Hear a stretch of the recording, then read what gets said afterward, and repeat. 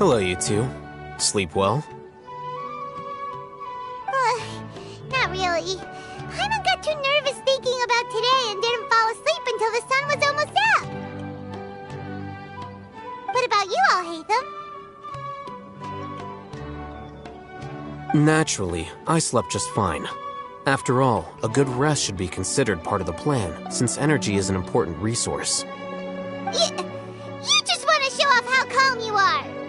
It's crucial to dissipate any tension before we execute our plan. The only thing you're doing is being annoying! Anyway, do you need me to go over the game plan again?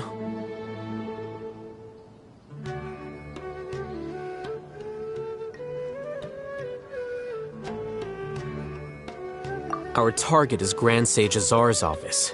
Everyone in the Academia knows that's where the Grand Sage's console is. Only they can operate it. Many restricted commands and operations are executed via that console. I'm sure that console has a way to free Lesser Lord Kusanali. You know, Paimon's been thinking, what kind of technology could let the sages imprison even a god? That isn't something they could have accomplished with their scholarly talents alone. In the sanctuary of Surasthana, there's a device of Greater Lord Rukkhadevata's that she once used to isolate herself while meditating. 500 years ago, the Grand Sage at the time modified the device so that it can no longer be controlled from the inside. They were effectively trapping one god with the power of another. So, how are we gonna get to the Grand Sage's office? Don't forget, today is Nyagarbha Day, arguably the most important day to the Academia. The sages and core Academia personnel are busy loading the latest batch of research developments and legal decrees into knowledge capsules so that they can be entered into the Akasha. All the Darshan's researchers have their noses to the grindstone, and the Academia's grounds are flowing with all sorts of people. It's the perfect time for an infiltration. When the Grand Sage leaves his office to supervise the entering process, that's our cue to access the console and free the Dendro Archon. Well, yes. That's just the visible side of our plan, after all. If precedence holds, the Academia should have already started preparing for Nyagarbha Day. Everyone should be in position. All that's left is for us to lead the charge. Let's go. So are we just gonna walk in through the front door, or...? Yes. Were you expecting a stealthier approach? Paimon can't think of a good comeback. Alright, it's all on Alhaitham if things go south.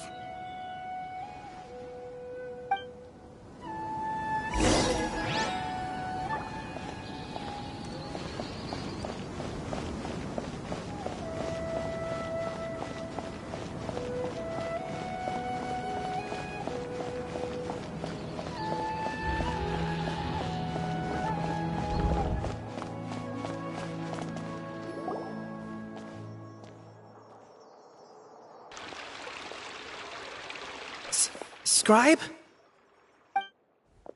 Please, wait. Are you Scribe Alhaitham?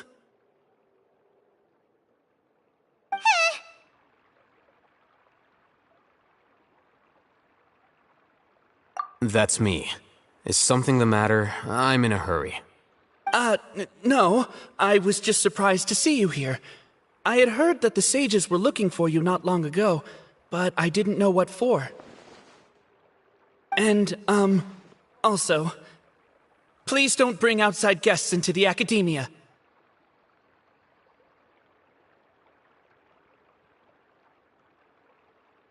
Outside guests?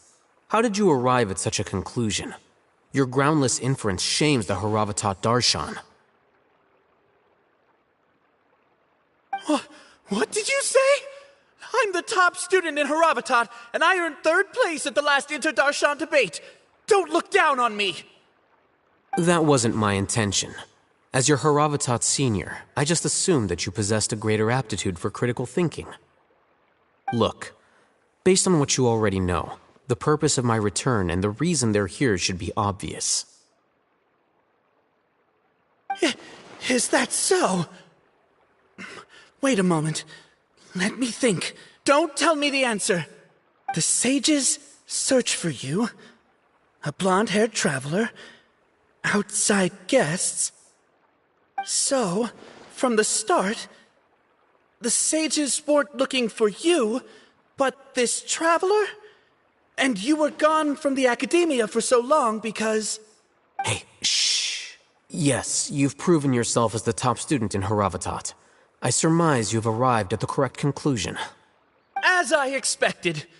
Please, forgive me. I wasn't thinking clearly just now. Thank you for getting me back on track. It's nothing. We'll be on our way then. All right. Thank you for your contributions to the academia, Scribe.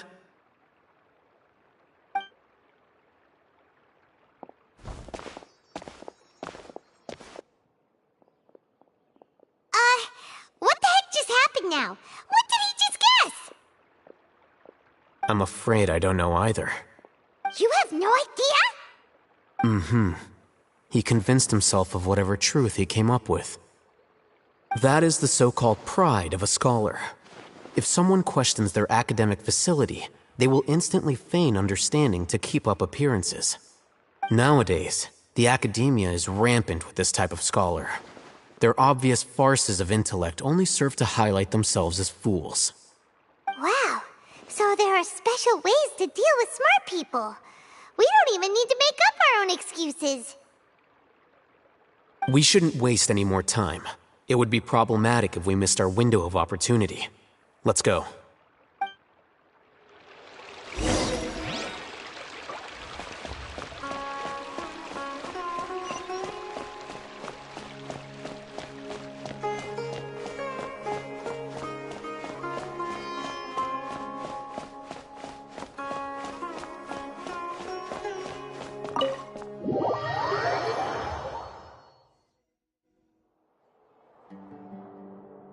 Is this the Academia's library? Indeed. Known as the House of Dana, it is quite possibly the most extensive special collections library in Teyvat. There are a lot of students going through here. Is it really okay just to waltz right in? The Academia marches to a fast beat, especially since it's Nyagarbahad Day. They're all occupied with their own matters. Just act natural. Now, hurry along.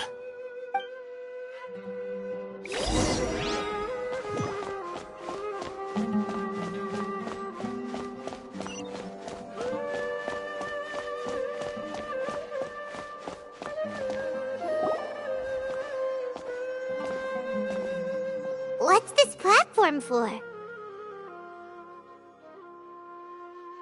It's a lift that Academia personnel use to access higher floors.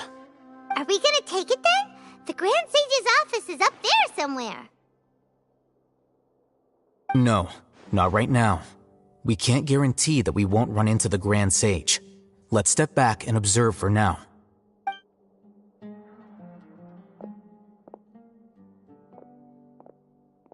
You think the Grand Sage will exit from there? And after he does, we'd sneak past him? Oh, Paimon thinks that's really dangerous. Who knows? However, if we can confirm Azar's current location, our operation will be much safer if we... Allow me to offer you a hint. If you wish to know his location, look behind you. You're... What's Grand Sage Zar doing here?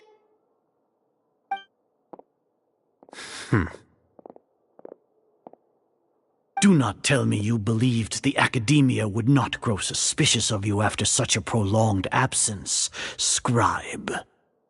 An eyewitness had informed me of your whereabouts, so I came to personally welcome you. Grand Sage, I didn't expect you to care so much about me. I'm truly flattered. I'm sure, but compared to you, I am far more interested in these two unexpected guests. You are the Traveler and Paimon, correct? It's a pity that only now have I been afforded the opportunity to formally meet two of Sumeru's most esteemed guests. I do apologize for my lack of decorum. Excellent. You immediately initiated discussion instead of attempting to prepare some perfunctory excuse. You clearly understand the situation at hand, and have no intention of making a reckless stand. The foot traffic here renders this place unsuitable for discussion. Please, follow me to my office.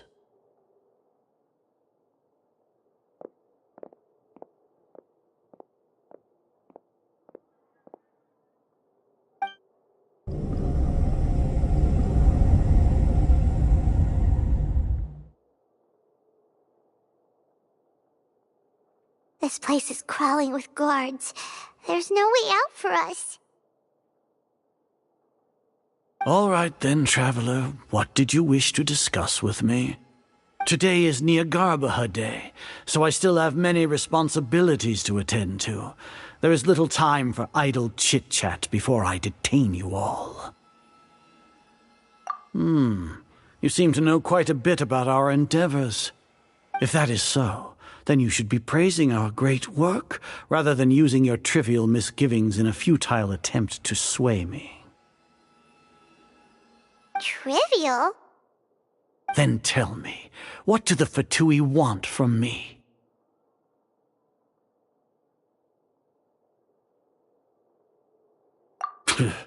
Worthless. Those are all completely worthless. Benefits, divine power. These materialistic words do nothing but debase our great work. Creating a god. Yes, we are using human wisdom to create a god. If humanity cannot attain omniscience and omnipotence, then we shall create a god to reveal them. This is the pinnacle of human wisdom. We shall regain a god's guidance at long last. No longer will we flounder in the interminable void of consciousness and knowledge. Even Ermin's soul will be freed from its plight. For our nation of scholars, this is the ultimate aspiration. No cost is too great to realize it. You will never understand the rapture of having a god be born within your very hands. With your degree of knowledge, you cannot even comprehend such an emotion. Gods exist on a plane that far eclipses humanity's. Lesser Lord Kusanali, what can she even do? Care for the people? Fend off sandstorms? Fabricate silly fairy tales? These are but child's play for the Academia. Does that make us equal to the gods? We are a people favored by Greater Lord Rukkhadevata. Though I may have personally not seen it, our forefathers bore witness to true wisdom. The ascension of the Lesser Lord has brought nothing but bewilderment to the scholars. They all ask, is that truly what true wisdom is supposed to look like? With that in mind, it is better to keep her isolated in the sanctuary of Suristhana, so our academy will not become embroiled in turmoil.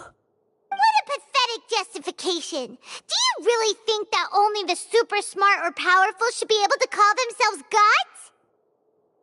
As per your judgment, Grand Sage, they are indeed dangerous individuals. Not only are they acting against the academia, but their ideologies have the potential to lead scholars astray. Looks like there really was merit in my assignment. Hatham? Are you talking about us? Anyway, I've brought them to the academia as ordered, but it took some time and trouble. Oh, that reminds me. Here's the investigation report you had requested. It's a summary of my time spent with the Traveler, an array of information about her ready for your perusal. Hatham! So you're still on the Academia side! We finally started to trust you!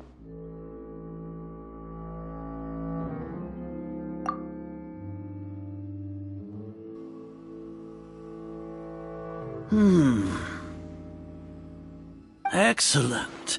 Detailed contents with no errors. I would expect nothing less than an immaculate report from the scribe. As it is Nyagarbha Day, I'll enter the information on you into the Akasha. Surely you know what that means. We'll be monitored, just like Sino. With the Akasha's calculation prowess, all of your actions will be predicted with an accuracy of at least 98%. Furthermore, your data will be updated in real time whenever new information presents itself. To put it into words you can understand, wherever you go, you will be walking under an invisible leash. This is Sumeru's greatest penalty for dishonest persons.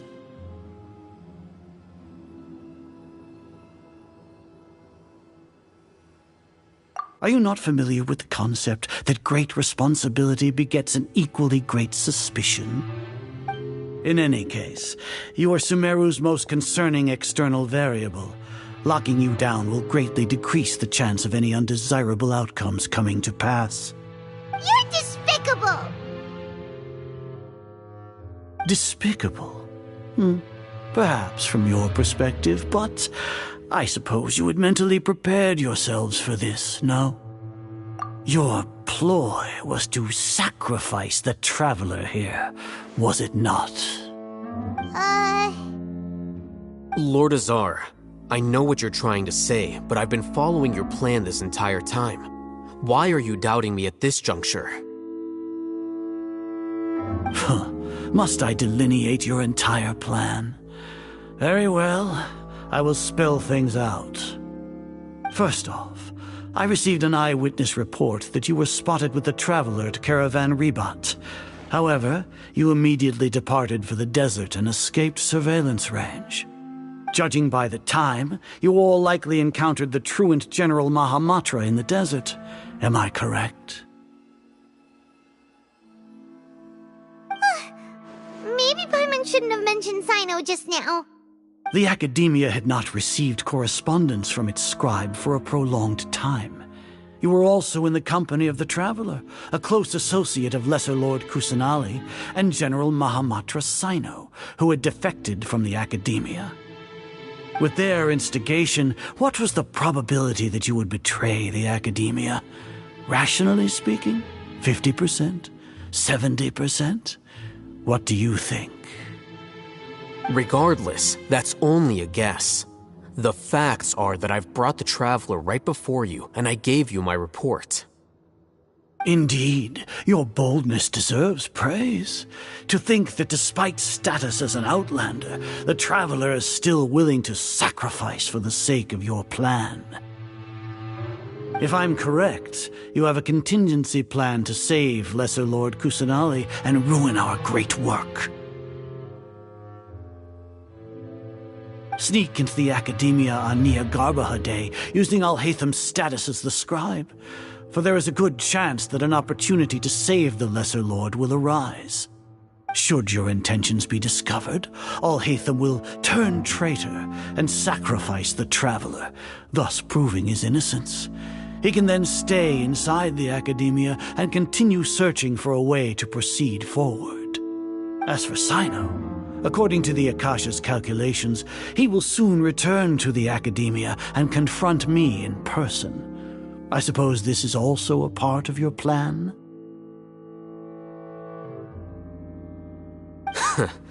You'll see me as a traitor regardless of what I say, no?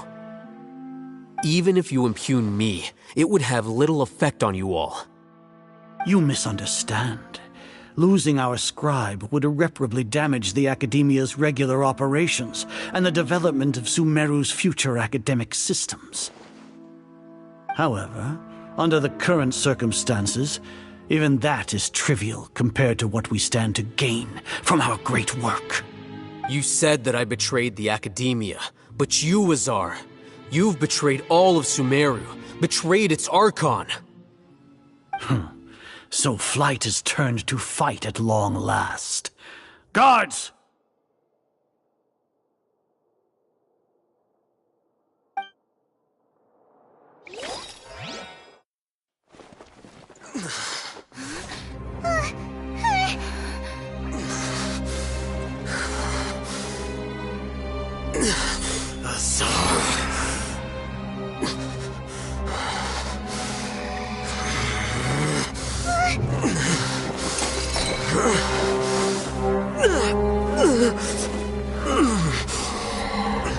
Well, what do we have here?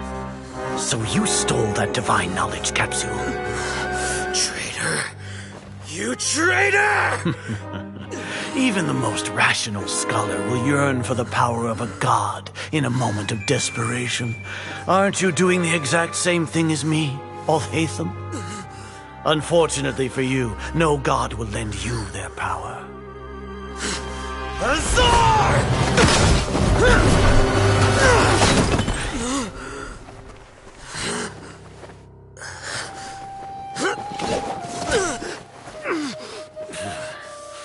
He has gone completely insane.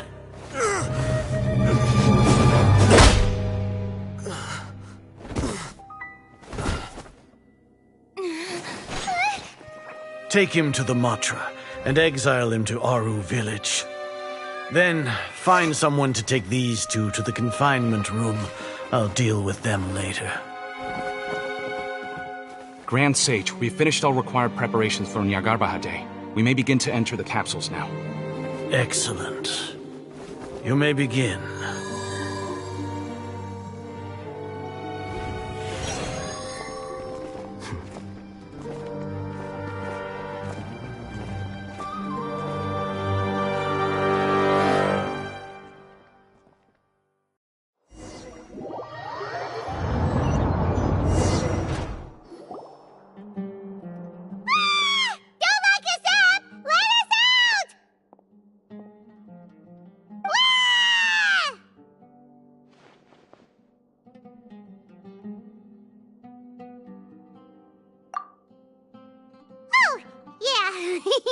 Paimon got a bit carried away there.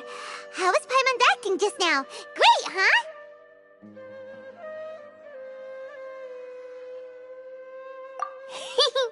Everything's going according to plan so far. We made it into confinement, and Alhaitham's probably done with his part too.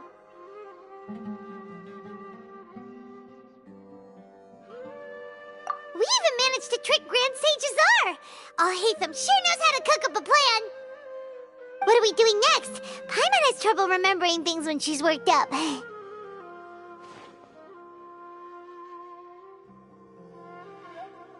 Right. Paimon thinks it went something like this. Apart from that, we still have yet another goal in the first stage of our operation, which is to send the Traveler to the confinement room. What? Why do we want to get her locked up on purpose? She's always been the person the sages are most afraid of, as well as the greatest obstacle to the successful implementation of their plan. They are very aware of the risk she poses to them. Once the Traveler is imprisoned, the sages will likely think that everything is under control. And with their guard down, the next phase of our plan will have a much higher chance of success. I can already see the pompous looks on their faces. Oh, that's a super tricky plan. But Paimon still thinks it's not really worth it.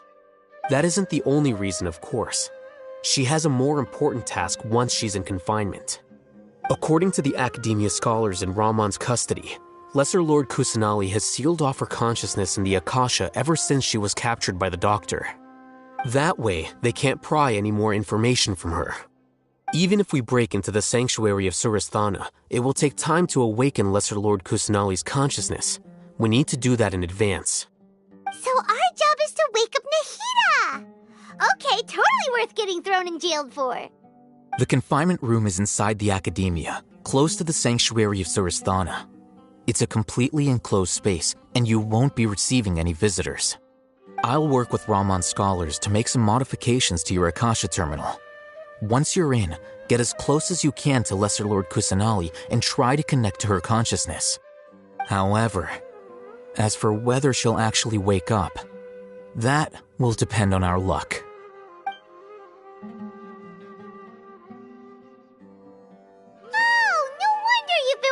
Akasha terminal today. It's the one that Al Hatham modified.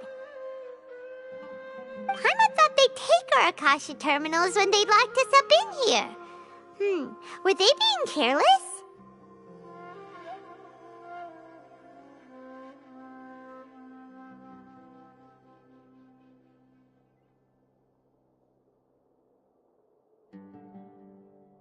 All right, so what now?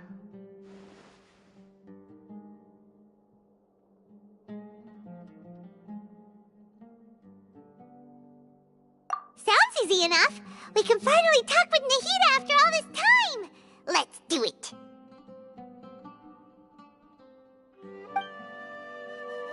There's a light flashing on your Akasha terminal. It's almost like... the faster it blinks, the better the signal.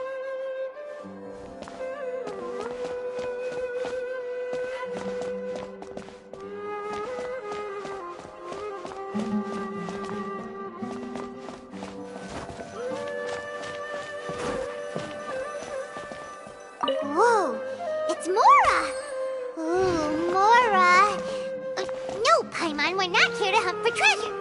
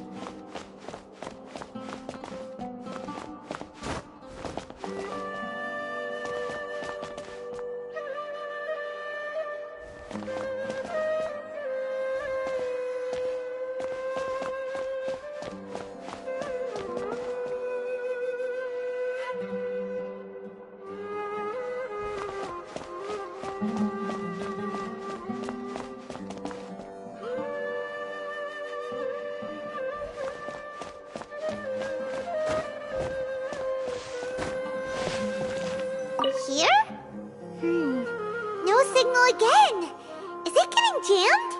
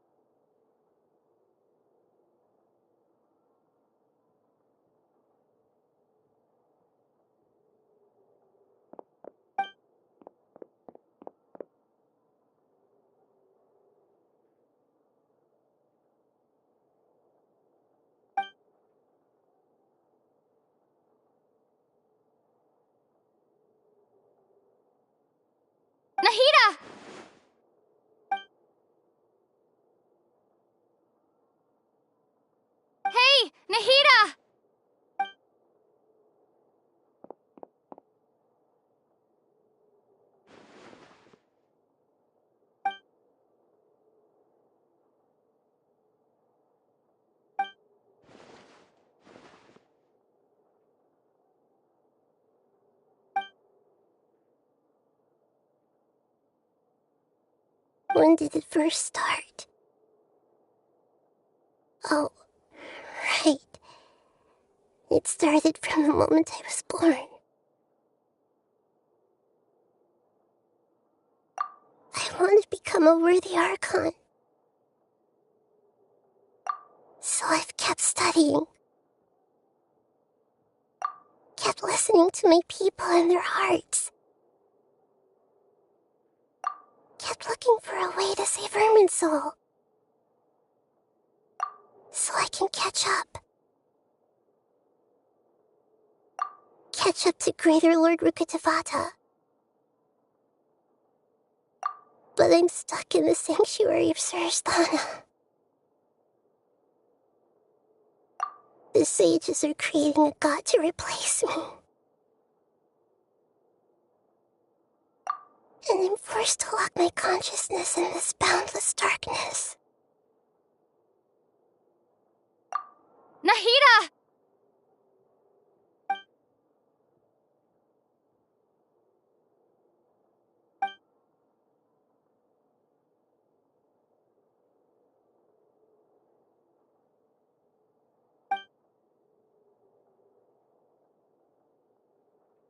Nahida!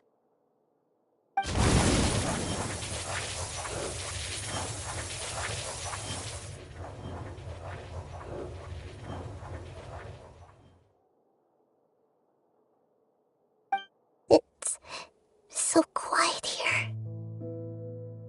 Now that I think of it, I don't think I've ever actually listened to my own inner voice. Do Archons have them? Should Archons have them? Have I been doing the right thing? Am I really not needed? How do I really feel about all of this? It's so quiet here. Since you're the god of wisdom, you've known the answers to all these questions since the very beginning, haven't you? Who are you? Whose voice is that? It sounds familiar.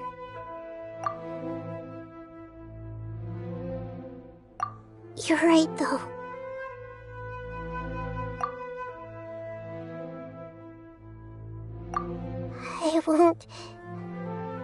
I won't ignore my own voice anymore.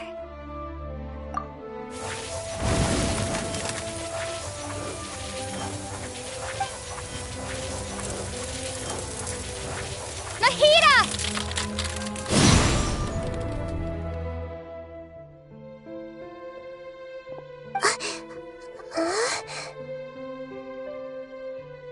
Nahida?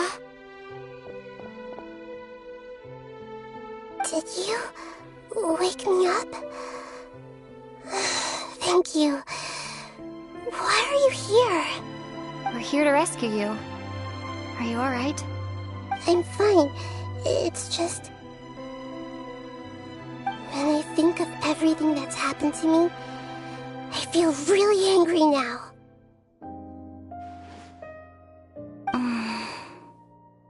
You should have been angry ages ago.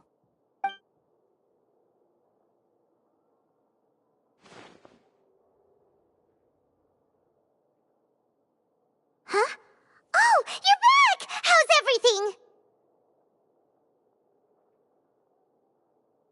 That's wonderful news! Great! We weren't locked up for nothing! When you went to wake up Nahida, Paimon was listening for any sounds outside. You were out for a long time. There are fewer and fewer scholars going about now. You think everyone's done with their Nyagarbha Day stuff?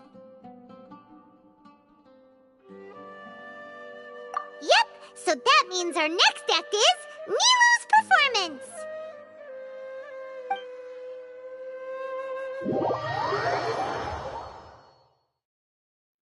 Nilu, are you sure about this? You're taking such a great risk for them. I'm sure, and I'm going. You know that I don't like to pass up any opportunity to dance, and this one is especially important. All right. You seem to have a lot of trust in them, so I won't say more on the subject.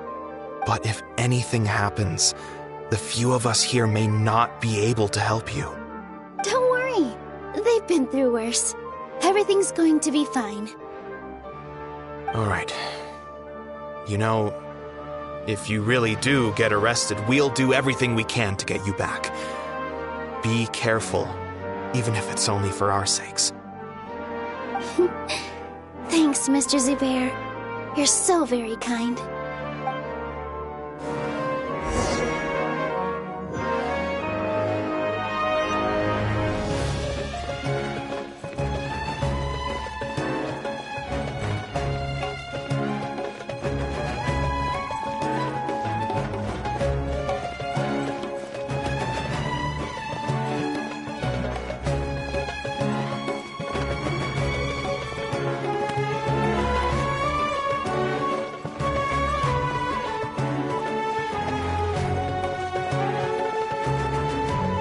Nilou, how's it going?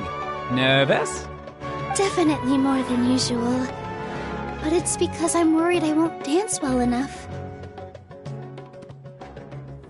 It's okay. Just focus on your performance. We'll take care of everything else. You sure know how to talk. Taking all the credit, even though we came here together to help out. Well, thank you both. I'll have to treat you to a meal after all this ends. I really, really appreciate all of your help. Ooh, that sounds great. Huh?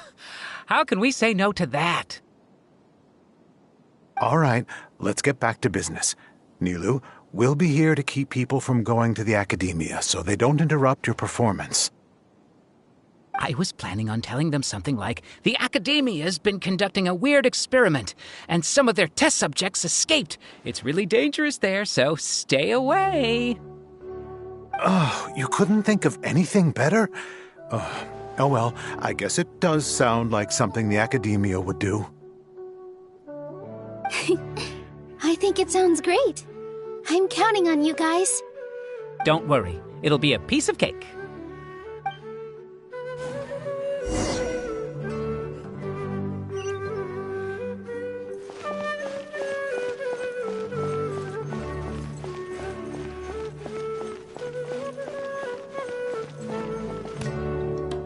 Hey, Nilou! Sorry, it's great to see you, but I'm really busy right now. Our Bait People Away with Yalda Candies plan is working beautifully. Do you want some candy? We have more than we can give out. Vihar, thank you so much for doing all of this. And even dressed up as the Knight of Flowers, no less. I'll pass on the candy, though. I cut back on sweets in the period leading up to a performance, and I'm about to start one. You have a point. The stage is cleared and everything's ready, so you can start your performance at any time. Yeah, thanks to you. I'm really grateful. All right, time to hit the stage. You're welcome. The honor's all mine, since I'll have such a great view of the show.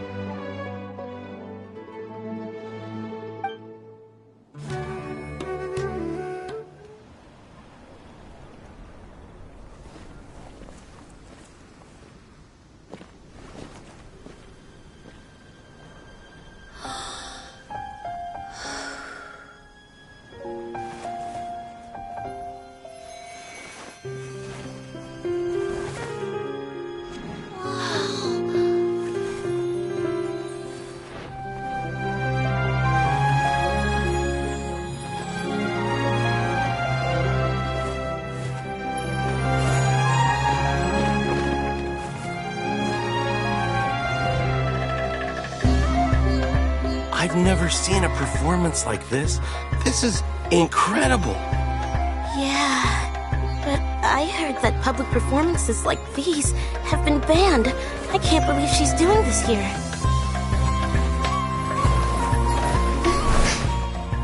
Grand Sage, there's some commotion outside.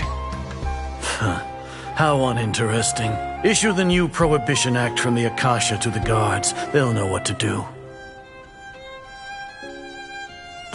Do you think we should, Stop her? Let's just watch for a little bit longer.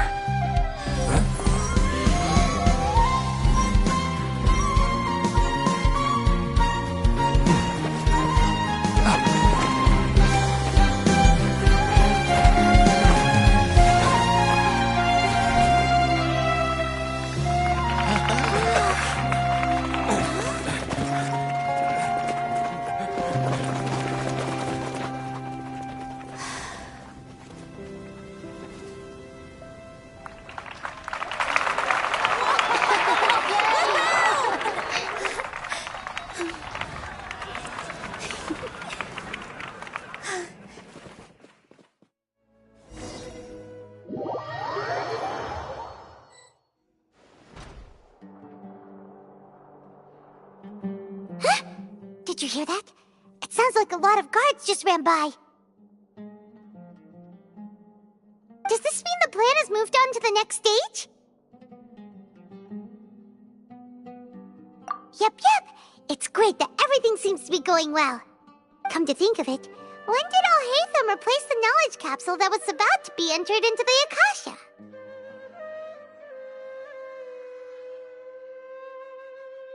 Oh, so that's when he did it! Paimon was too nervous to notice. Speaking of, didn't Alhaitham also yoink the divine knowledge capsule from that mercenary leader in Port Ormos when everyone else was distracted? Oh, it's a time-tested trick of his.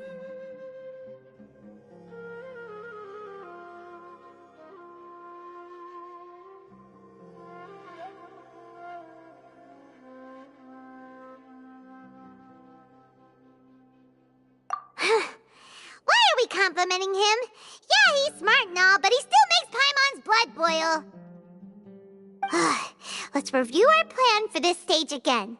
It's not like we have anything else to do right now anyway, and it'll help us feel more confident. Paimon remembers that Nilu's task was supposed to go a bit like this. Now that Lesser Lord Kusanali's consciousness has been forcefully sealed, the core figures of the Academia and their guards have started to wear their Akasha terminals again. With the Doctor's technological support, they think they have nothing to fear. How despicable of them to rely on such a person. But this is also our chance. I was originally asked to draft the knowledge capsule for the Artistic Performances Prohibition Act when I was still at the Academia. It should be on the Grand Sage's desk right now, and will be entered into the Akasha during the next Nyagarbaha Day. Are they really going to stop all artistic performances? That's horrible! I'll make an identical knowledge capsule, but this time, I'll smuggle some misleading information into it. We only need to find an opportunity to switch the capsules. Once it's been entered into the Akasha on Nyagarbaha Day, if someone were to be seen performing in public, the sages would definitely use that opportunity to announce the ban, and so the misleading information will be disseminated amongst the guards. Sure sounds complicated, but it seems like if everything goes well, we'll be able to get rid of all the guards in the Academia without any effort. That's pretty clever, getting right into their heads. I just have one question. Even if we manage to get the misleading info out to the guards, how can we be sure that they'll believe it? People who are used to relying on the Akasha become less inquisitive, and their ability to distinguish truth from misinformation is significantly reduced. They will view everything the Akasha releases to them as the unequivocal truth. The Akasha will turn humans into machines. I've seen it happen many times. Yikes. Good thing I didn't wear it for long when I was working in Sumeru City. At first, I thought it was a good thing too. By the way, this plan still requires a performer, right? Do you have someone in mind? Nilu of Zubair Theater. I know her really well. We can trust her. I'm kinda hesitant to ask her to participate in a dangerous plan like this, but we can ask her in person. All right. After the guards in the Academia are gone, then it'll be time for me and my stowaway brothers to shine.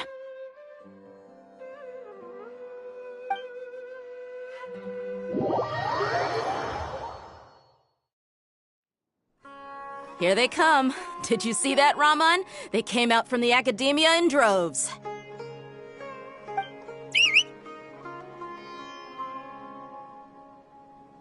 After laying low in the city for so long, this is the moment we've been waiting for. My brothers have already sprung into action. We couldn't do anything to them inside their coop, but outside the Academia, this is our hunting ground. With a lioness like you, the prey sure won't be able to run far. We still need to eliminate the guards as soon as possible. If we give the sages enough time to realize what's happening, the plan's doomed. Yeah, all they've done is to sit on their cushy salaries and twiddle their thumbs all day while we fought and struggled every day in the desert. The only advantage they might have is their numbers. Speaking of which, most of the guards who report directly to the 6 sages belong to the Corps of 30, but they have a completely different reputation. Following those blasted sages every whim, throwing away all the principles of being a mercenary. As someone in the same profession, I'm obligated to teach them a good lesson today. Indeed, the trap has been set. All we need to do is lead them there. All right, let's each take a road and herd those scattered guards back into one place. Make sure to attract their attention. Isak will be the key. You gave such an important task to that child. Will he be okay? It'll be fine. Isak was so determined to help, so let's put our faith in him. Besides, even if he's caught, the guards would be too scared to do anything to him. They've never seen Lesser Lord Kusanali in person, after all. You've got a point. Anyway, I think I see them coming. Let's head out. Good luck.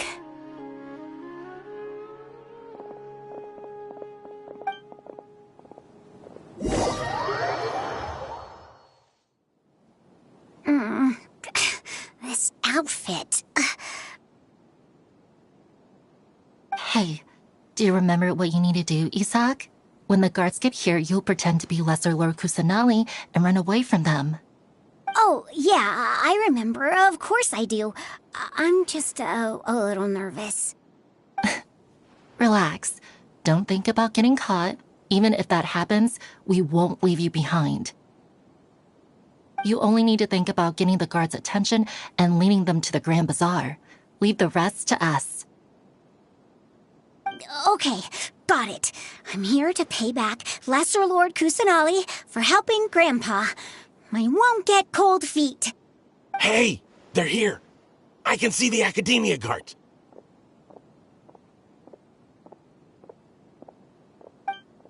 All right, it's time, Isak. Take a deep breath and go. You can do this.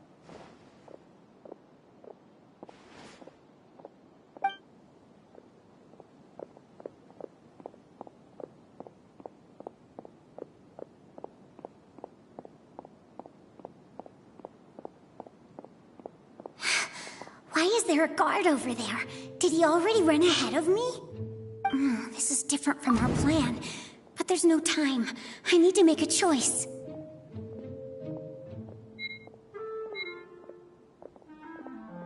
Huh? Did I just see something dart by? I'd better go have a look.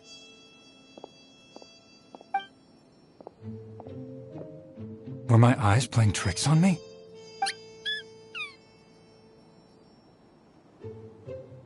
I should go check to see if someone's hiding over there.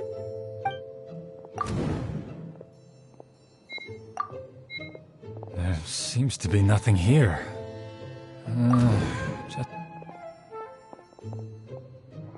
Good thing they didn't find me. I was close. I'd better hurry and keep going.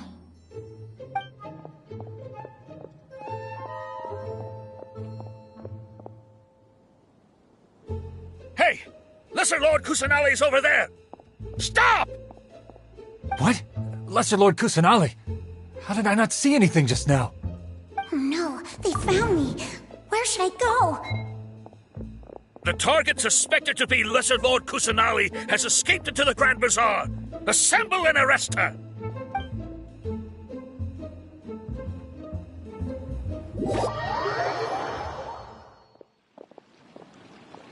Where did she go? How did she disappear? Did we lose her? Hurry up and find her! Hey, why is your team here? Didn't we say to split up our search? Hurry! Hurry! This place is... Why are you all here? Yeah, isn't it one heck of a coincidence? Everybody's here. What on earth is going on? I suppose that's all of you? Who are you? Did you set us up? What are you planning? Phew, that was rough.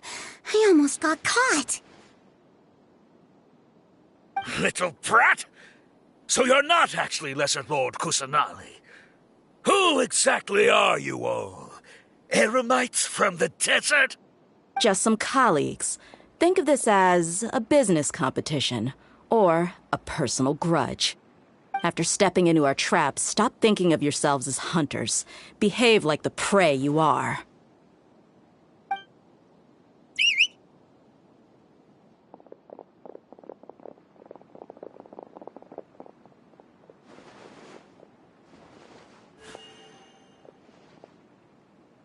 An ambush? How's that possible? This is Sumeru City, but mercenaries from the desert somehow ambushed us! You've spent all your time hiding away in the academia. This place has long since become our hunting ground. Brace yourselves!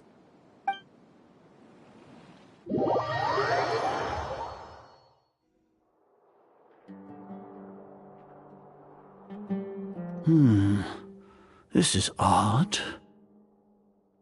The academia has quieted down after the conclusion of the Nyagarbha Day ceremonies, but it's much quieter than usual.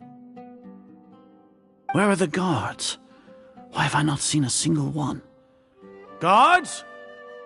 Guards! Grand Sage, how may I be of assistance? I called for the guards. Why did you come? My apologies, Grand Sage. Right now, all Academia guards have entered the city to perform the ordered arrest. I thought you knew. Arrest? Who is there to arrest? I have an ominous feeling. Arrest Lesser Lord Kusanali, right? Is that not what the order was? Lesser Lord Kusanali? You mean she has disappeared? Yes. I wouldn't dare make up something like that. Right now, everyone is in a panic, and many are saying that Lesser Lord Kusanali will take revenge on us. What happened? Just what is going on? Lesser Lord Kusanali somehow escaped? Was it Alhaitham and his party that freed her? That's impossible. The Academia is heavily guarded today, and any order to release Lesser Lord Kusanali would be strictly confidential. Besides, Alhaitham and the Traveler are already in our hands. What manner of trickery did they employ? How could Lesser Lord Kusanali disappear into thin air? Disappear? Wait. How was the arrest order distributed to the guards? It was issued by the Akasha earlier today. Only you have the authority to send messages like that, so I thought it was your order. Let me check.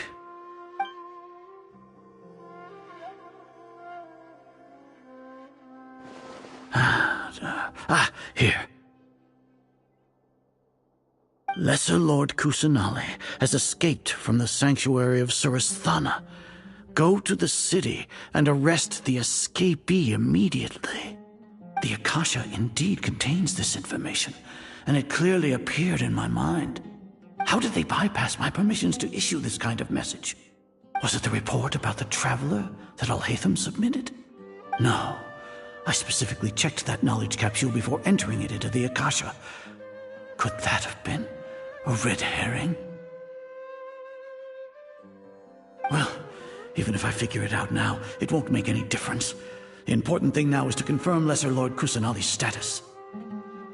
Have you been to the sanctuary of Surasthana to confirm that Lesser Lord Kusanali has indeed escaped? Confirm? No, I haven't. It may be a bit offensive to say this, but, Grand Sage, what you're saying doesn't make any sense. How can the information in the Akasha be inaccurate?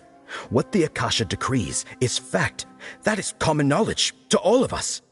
If we have to confirm the information and knowledge from the Akasha ourselves, then how is that any different from us learning that information ourselves? Wouldn't Greater Lord Rukkhadevata's legacy lose its meaning that way? In the beginning, it was I who asked you to believe in the Akasha, to believe in the legacy left by Greater Lord Rukkhadevata. Are you trying to use my words against me? No, Grand Sage. I'm merely confused because I believe in you. I never meant to refute you. Stay here and see if there are any suspicious people around. I'll go to the sanctuary of Surasthana on my own. Yes, Grand Sage.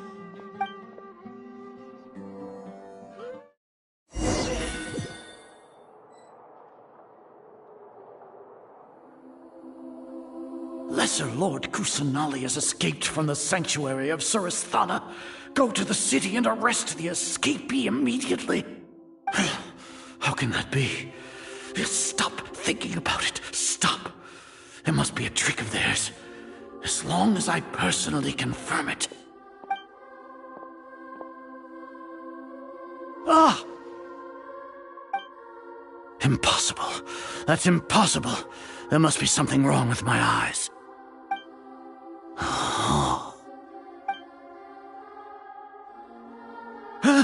She really appeared again?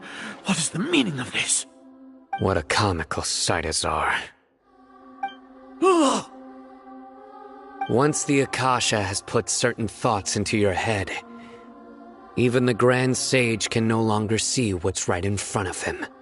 You all can only see the world in your mind, the one you think you know. And precisely because of this, you disregarded Lesser Lord Kusanali's existence. She has been a wise and worthy Archon. Sino, have you been waiting for a chance like this? The Akasha predicted that you would return to the Academia to confront me, but I didn't expect it to turn out like this. I was careless. No, you were blinded. Your faults stem from your reliance on the Akasha. You're still the same as always. I truly did not expect a proud person like you to cooperate with Alhaitham and the Traveler. People change, Azar. Admit it. The Akasha can't predict my actions anymore. Then tell me, what have you found during your investigation? You want to buy time? This is the sanctuary of Surasthana. Under your own regulations, even Academia staff are forbidden to come here. No one will come to save you. As for the investigation, I've at least confirmed that you are guilty of insurgency against the Archon. A serious crime. So what? Did you do all of this so I would plead guilty in front of you, General Mahamatra? No. I want you to plead guilty in front of the Archon herself. You once said that I had no standing to judge you. So now, how about judgment in the name of a god?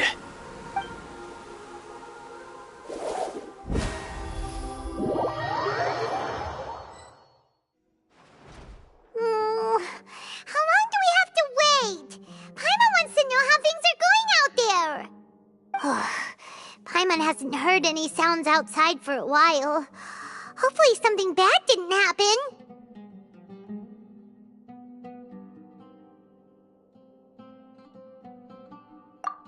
Yeah, but aren't you scared that we might be locked up in here for the rest of our lives?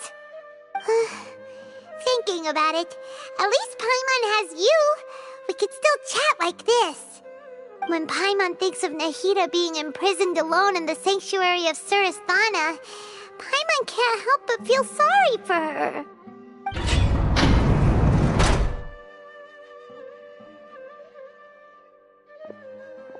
Here comes your savior.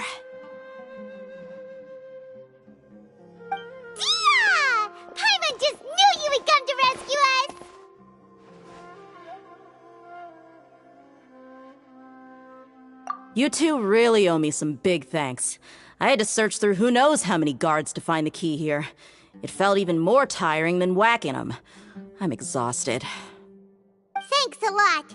Need Paimon to rub your shoulders? No, that's, I'll pass. What are you afraid of?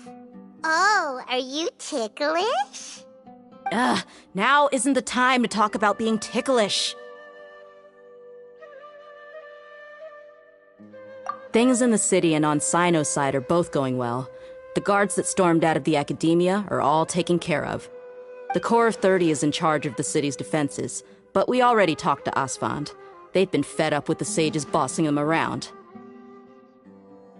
As long as it doesn't break their employment contracts, they'll turn a blind eye. That's probably because you've been super great friends with them for a long time. So, how's Sino doing?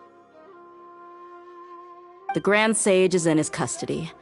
Even I know how terrible it is to fall into Sino's hands, so he probably does too. Sino forced him to release Lesser Lord Kusanali. He has no choice but to obey. So, hurry to the sanctuary of Surasthana. Assuming nothing weird happened, we should have already rescued our Archon.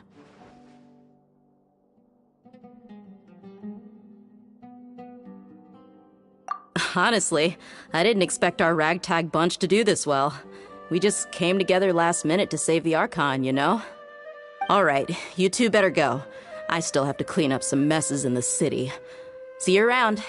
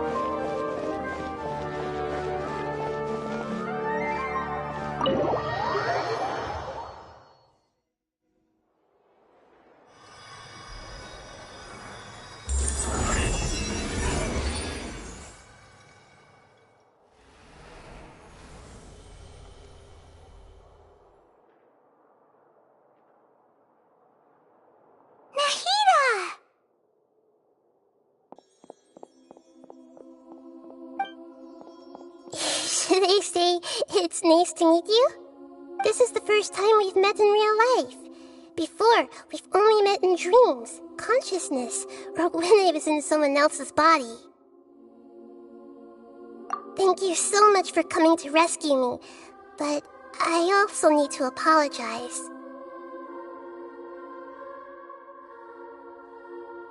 During this time, I did some self-reflection. My sense of inferiority and yielding to the Academia led to all of this, and created so much trouble for you all. Exactly! We're here because you're a good Archon and one of our friends! Thanks, you too. Amazing. So this is how it feels to walk out of that cage with my own body. It's like I just had an endlessly long dream. I can't even tell if I just woke up or was only now born into this world. My concept of self has become so clear. But now doesn't seem to be the time to indulge in this feeling.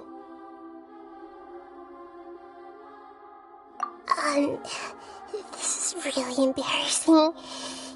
You all just rescued an Archon, and now she needs your help to save her country, and even the entire world. It's okay. With you here, Paimon's sure that everything will work out. There's one more thing. What is it? For all the things the Academia did to me, and for all the folly it committed in the name of wisdom, as their Archon, I will make them pay. Ah!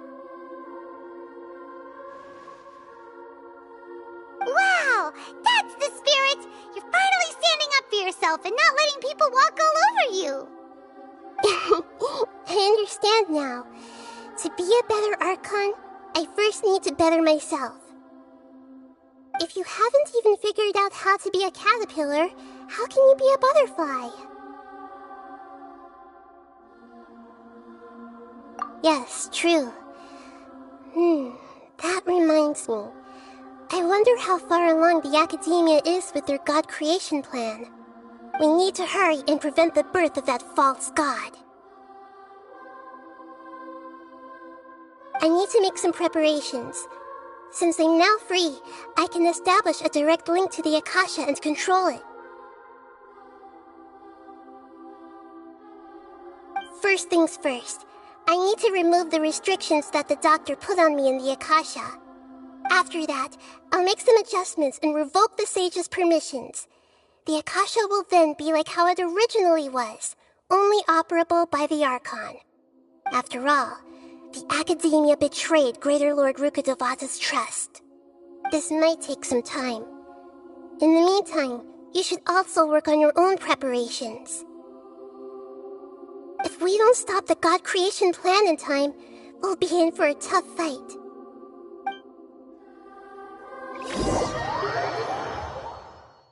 Might as well prepare for a fight. When we're done, we can take a walk around. After all, we missed out on a lot of stuff when we were locked up.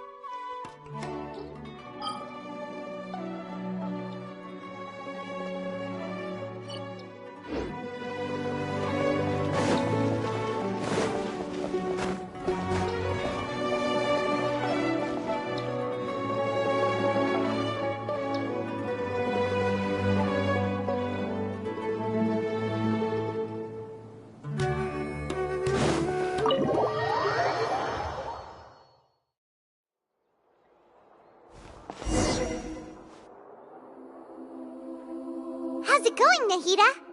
I'm done with the parts that needed my involvement to complete.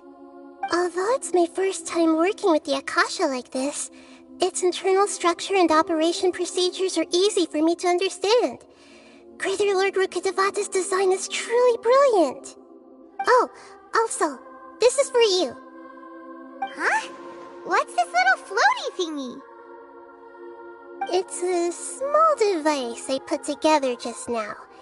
You can think of it as an upgraded Akasha terminal. You may not need it right now, but it should be helpful in certain situations. Wait! This thing has the same characteristics as Paimon! We're both small things that float! Oh, all the things that make Paimon special got copied! When Paimon appears with the Traveler from now on, people won't remember Paimon because she isn't unique anymore! It's alright, Paimon. It can't replace you. It's only a flying device, but you're the Traveler's irreplaceable friend. You're so good at comforting people, Nahida. If only the Traveler was as smart as you. I was simply telling you what I feel to be the truth. I wasn't trying to comfort you. Nahida, you're natural at this. What you just said made Paimon even happier. By the way, there's something I need to confess. Even though I'm the Archon and in control of myself again, I'm not very good at fighting. You may have heard that an Archon's power is derived from their people's faith. However, I'm not as well loved as Greater Lord Rukkhadevata. If we get into a situation where combat is our only option, I'll have to count on you, and I'll do my best to provide support. I'm glad I can rely on you. So the God of Wisdom isn't good at fighting? That actually sounds about right. I've located where the false god is. Time is of the essence, so let's skip to it.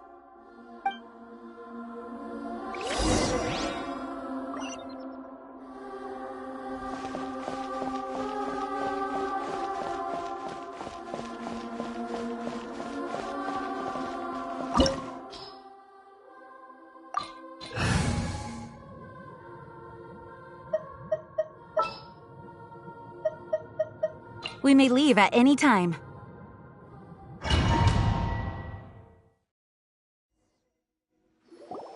What is this place? Is this really the way we need to go? Wow. Who would have thought there'd be a place like this hidden right slap bang in the middle of the city? The sages wanted to realize their god creation plan without being discovered. The safest and most convenient way would be to build within the academia itself. That's true. They were already hiding one god, so why not two? Judging from the structure here, the project is a huge undertaking. The sages really saw the god creation plan as their ultimate goal. But this place doesn't look like it could have been constructed by the academia alone. The Fatui under the doctor sure didn't hold back. They provided a lot of technological support. Yeah, or else they wouldn't have been that generous. Is that it, though? I've always thought that this doctor is different from the academia sages. He doesn't seem to share their sense of urgency. Instead of being interested in the end product, it's like he's enjoying the experimental process. The Fatui Harbingers are all such weirdos. So, the doctor being weird is actually normal. So, this Fatui that they're trying to turn into a god is called the Balladeer? We had previously come into contact with his consciousness. He harbors particularly strong obsessions. One is the desire for a gnosis, since he was created to be the vessel for one. The other obsession is probably related to his past. I can't quite explain it. Paimon knows that he was a prototype puppet for the Raiden Shogun before he became a Fatui Harbinger. That's why he wants a gnosis so badly. There's no way he'd willingly be a test subject. Now with that temper and ego of his. It sounds like you know the Balladeer quite well.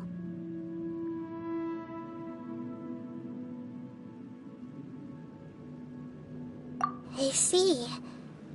Tell me more about him and what he's like. The more we know now, the better we can plan for and react to any future situation.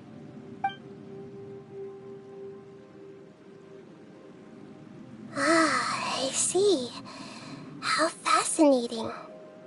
Alright, time to go. Let's get through here and meet him in person.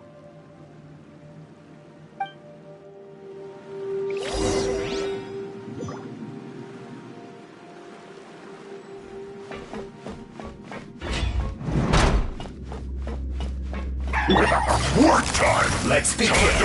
Illusion shadow! Propagate!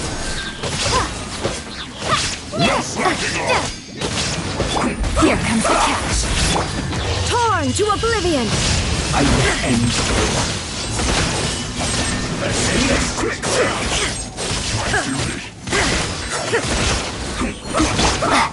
Scatter! This isn't good.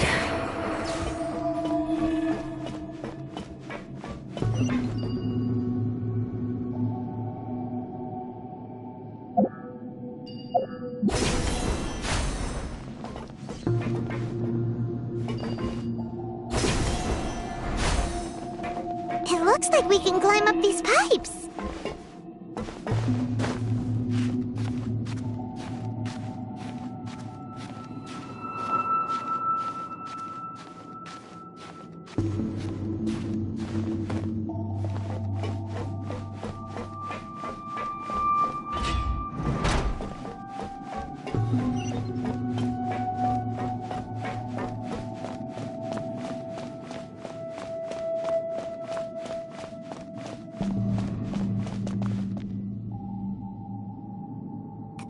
on the ground seems all messed up. Let's go around and see if there's a way to fix it.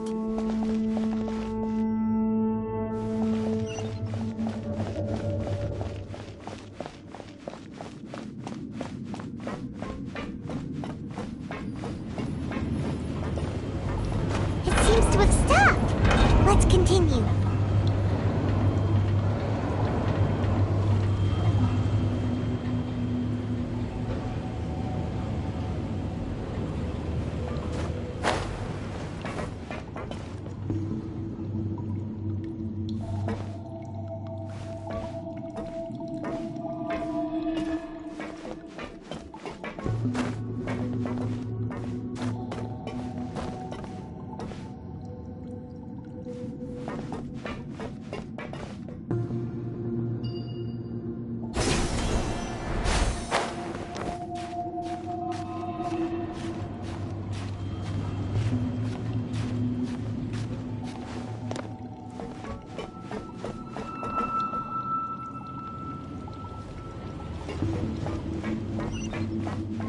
There is no escape. Let's begin.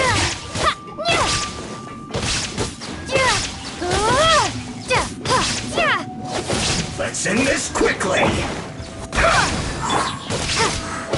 Busted.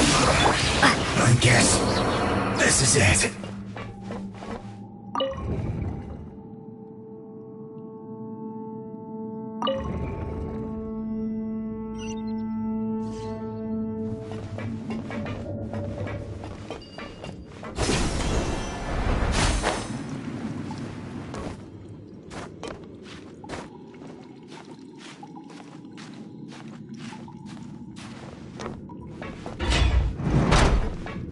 Frozen. Shine down. Gotcha.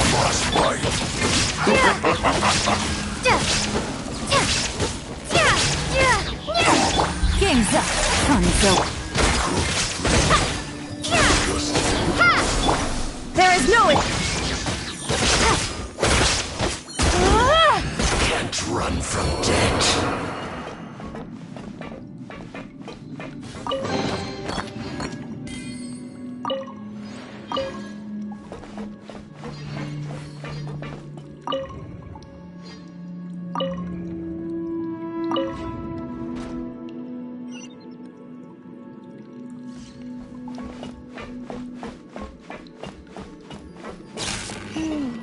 The cart is stuck.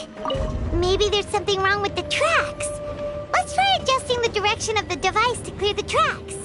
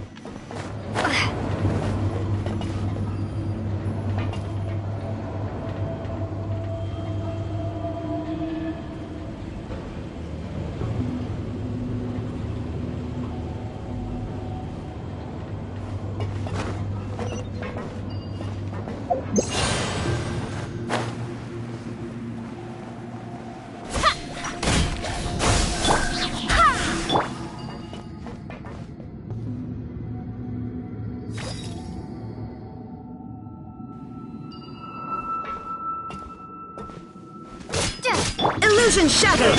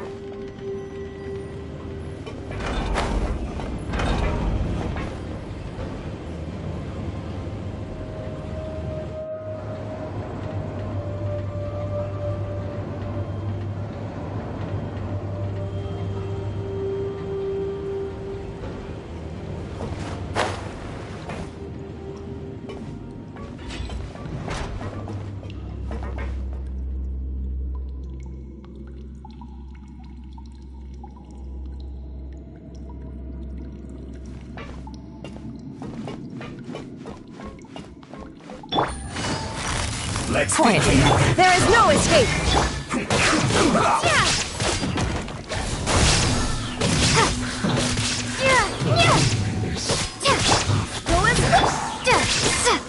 Stay right. I guess this is it. Have a load of this. Don't be a killjoy. Shine down. Let's move.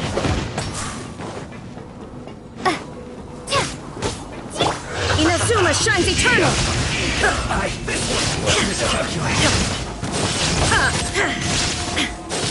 You need to hurry up. Busted. Scatter! An unfortunate fault.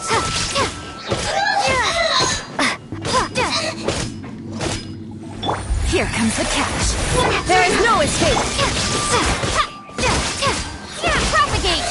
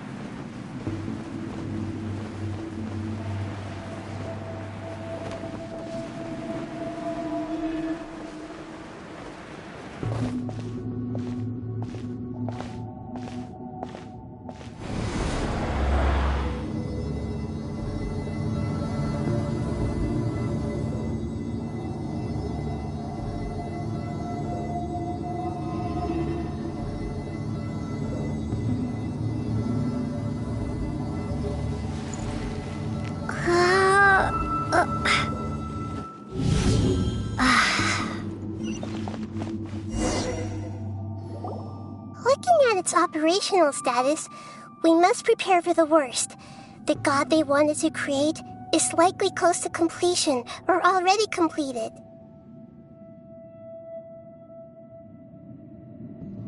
Oh no! What should we do?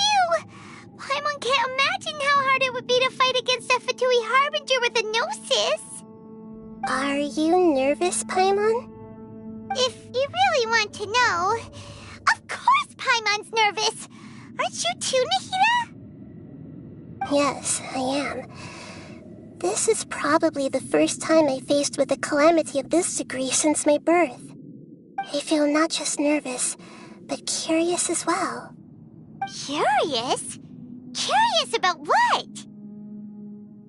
Curious about our fate. To me, everything we perceive in this world, everything we learn, and everything that happens to us is considered knowledge. And if it's a form of knowledge, then it can be understood. However, only fate is about that which has yet to occur, so it has always drawn my curiosity. So to me, fate is the ultimate knowledge. That's also why I love observing humans and all the things that happen to them. It all brings me great satisfaction. And now, at long last, I'm not just an observer anymore. I will personally experience my own fate with you by my side. Isn't this such a wonderfully exciting thing? Ah, so that's what you mean. Paimon thinks she understands what you're feeling. Agreed. Okay, let's continue on. I can sense his aura from here.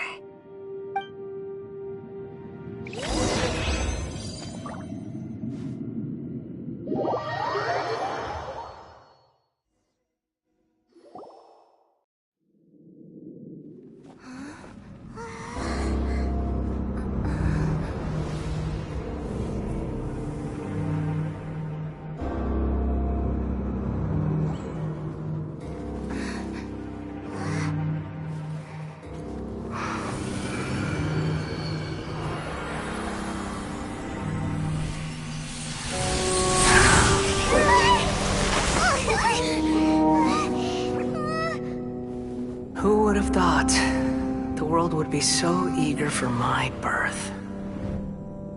I remember you, Booer, the god of wisdom, and standing beside you, the traveler. Is he all-knowing and powerful now like Greater Lord Rukkhadevata? No, I can't feel the same kind of divinity I felt from the Greater Lord. It seems that the sages didn't get the chance to infuse the divine knowledge capsules into him. But even still, he has undoubtedly become a true god now. So we're too late? The Balladeer has already become a god? The Balladeer. A long bygone title. When my spirit ascended to divinity, I felt as if I had existed for the same number of epochs as heaven and earth. Looking back, the existence of what once called itself Kunikazushi appears infinitely small and ugly.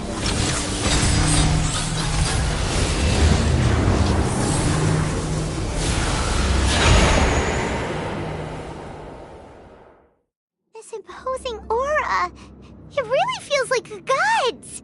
A body that capitalizes on the Balladeer's original construction as a mechanical puppet, with the Gnosis serving as a constant power supply. How much effort and resources did the sages put into this? From a purely technological perspective, it's a commendable achievement indeed. It's no exaggeration to say, this is the culmination of human wisdom. You sure are something! Dishing out compliments at a time like this? But I don't think he's reached the spiritual height of a god.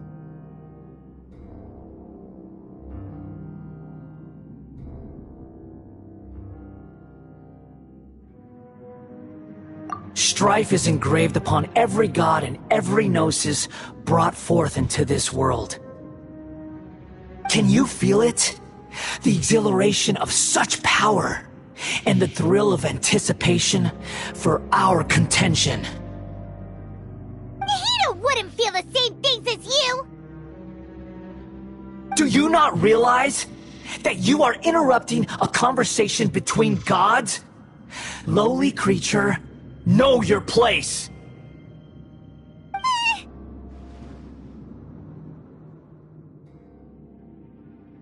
The strife engraved upon a gnosis. You're talking about the Archon War. Tevat's current peace was not easily won. I didn't personally participate in the Archon War, but the way I see it, all those losses were meaningless, driven by the demands of the laws. There's no point in bringing it up again. Is that so? Yet I am deeply disappointed that I was never allowed the fortuity to personally participate in the Archon War. This is a first. Encountering a god in this world who does not crave power. No wonder your own people have abandoned you, god of wisdom.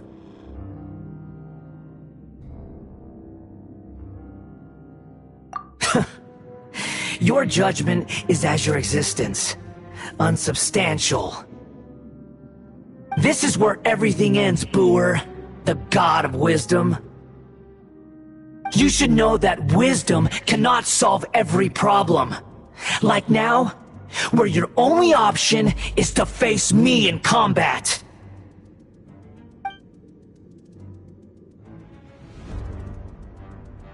Come! Let us reenact a scene of the Archon War. Come and inaugurate my birth as a god.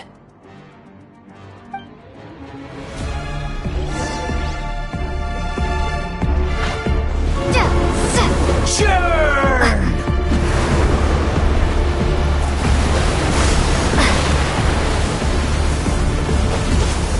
Illusion shattered! Feeble human!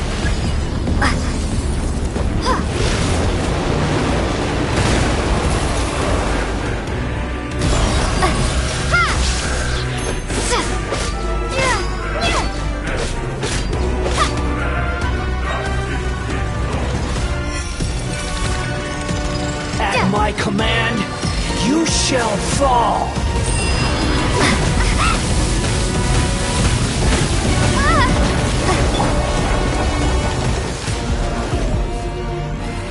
Perish!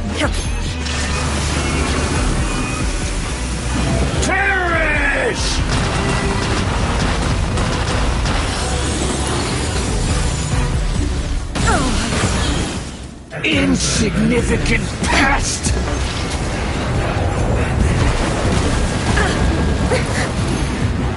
Barbados, guide us. Scatter! Torn to oblivion.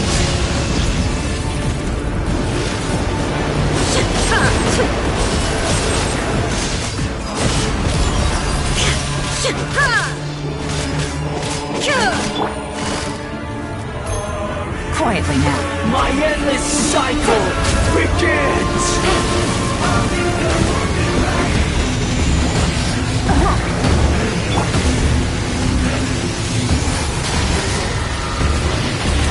Things are about to get dicey. There is no escape.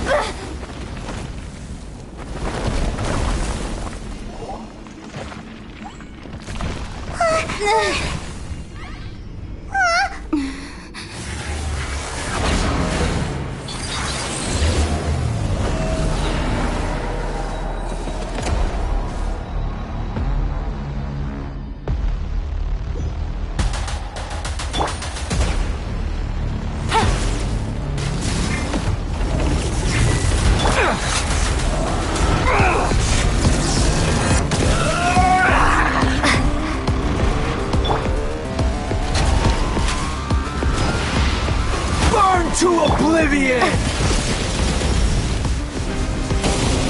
Propagate! Tremble!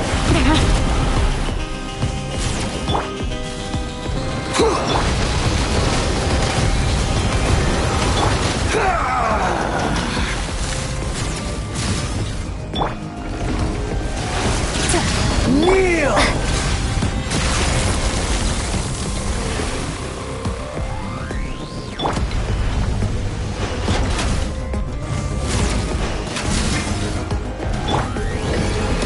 Reality is pain!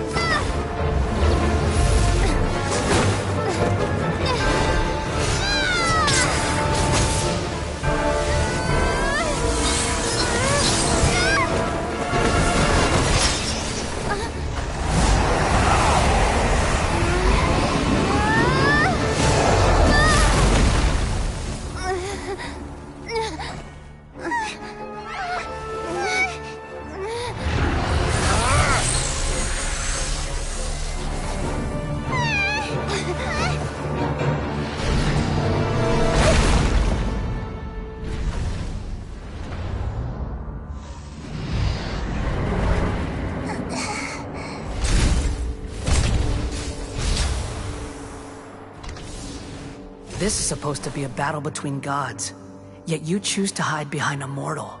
And now, you're acting like you'd sacrifice yourself for a human. Are you having fun proving a false sense of heroism to yourself, Booer?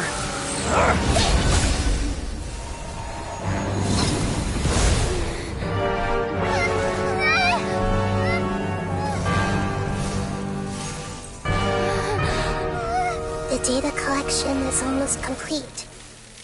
Do you even know how many times you've tried to take my gnosis from me?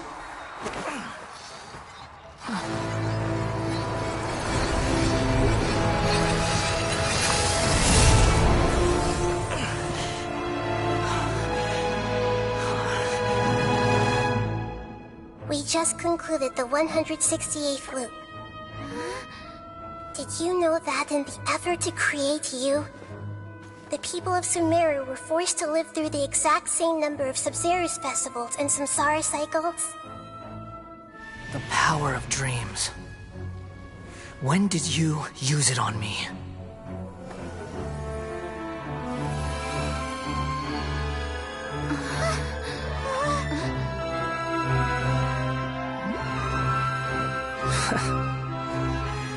You can't even defeat me in a dream. What do you hope to achieve with this little trick? Come, Traveler. Just like before. Allow me to awaken the memories in your dreams. All that battle experience! It's more than that. Compile everyone's wisdom in the name of the Archon. That is the original function of the Akasha.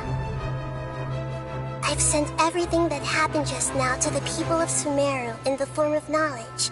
I've asked them to help you find a way to defeat the false god.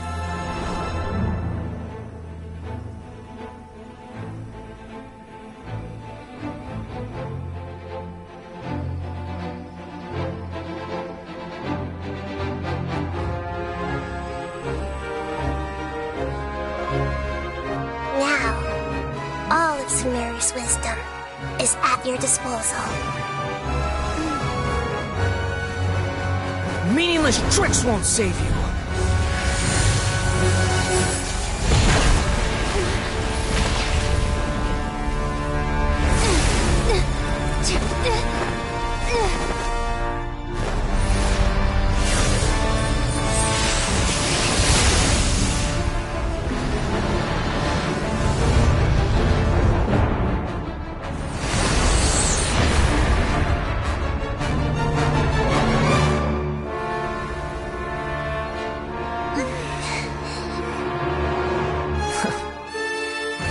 Are you done with your tricks? Can I finally take this as a real battle between gods? I'll leave this to you. The first sage of Boor.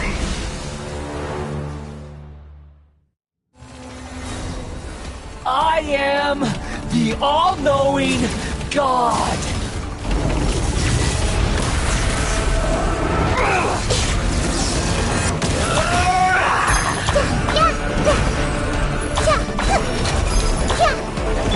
Now you shall perish! Kneel! Here comes the catch!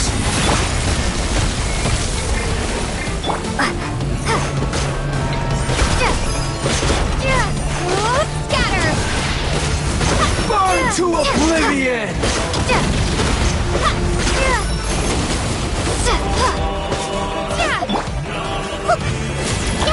The Temple of Wisdom!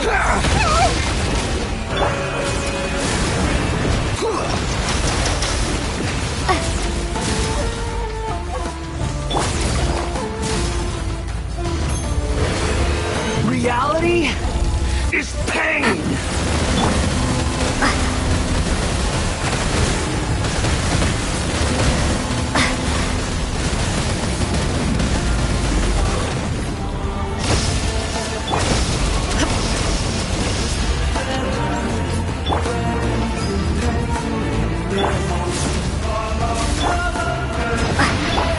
Burn to oblivion!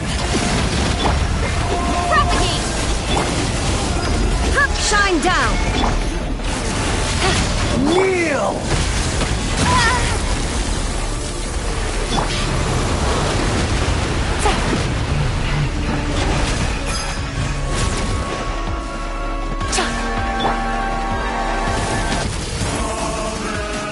Good riddance, cruel world.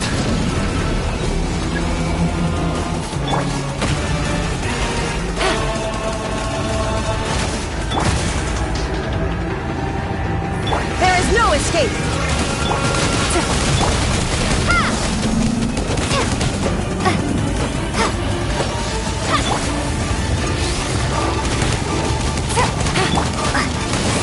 Shine down!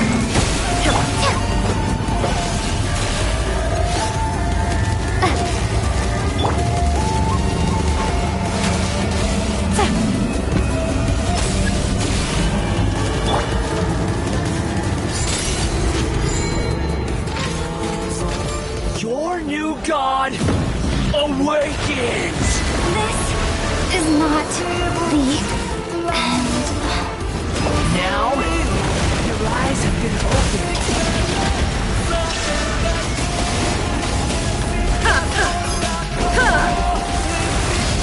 Kneel! Excellent.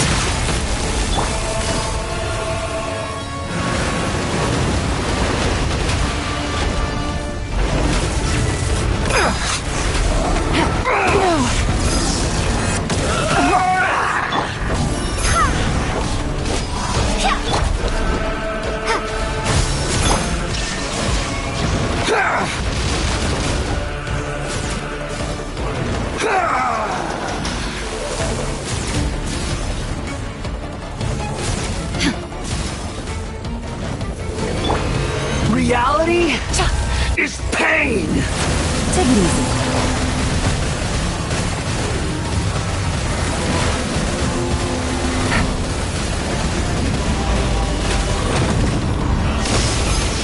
Take it easy.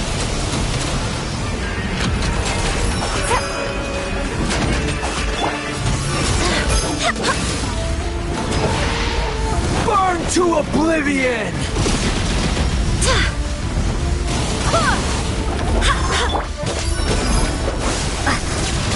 Kneel!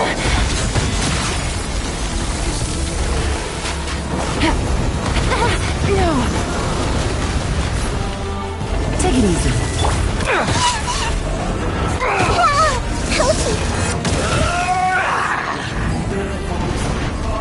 Committed to memory.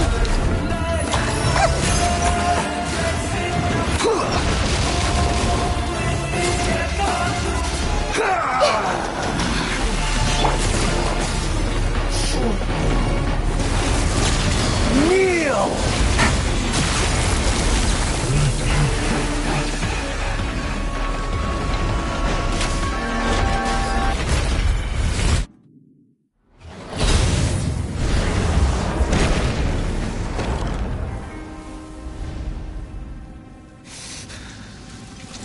Humans. Filthy humans.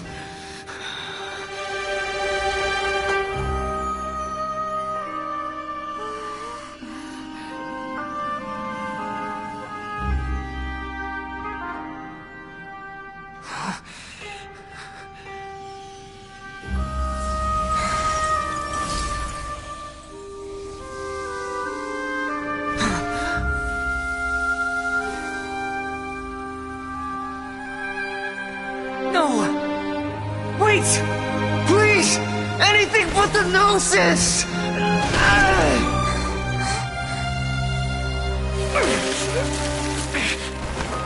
That's mine! Don't even try! I'll never go back!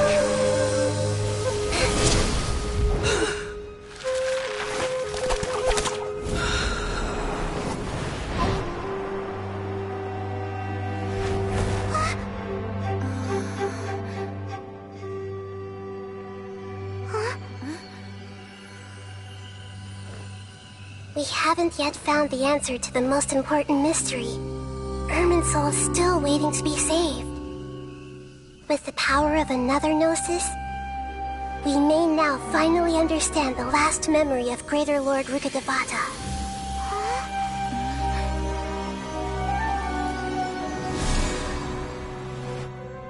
This is... That's right. This is the last memory of my predecessor.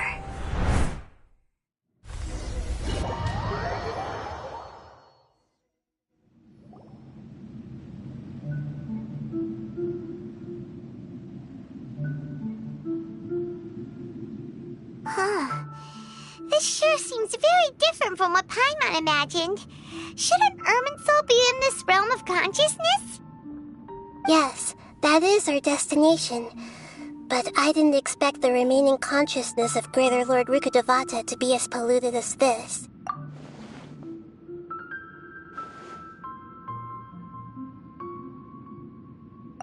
Forbidden knowledge? It seems you know about a concept that even I don't completely understand. Could you tell me what you know?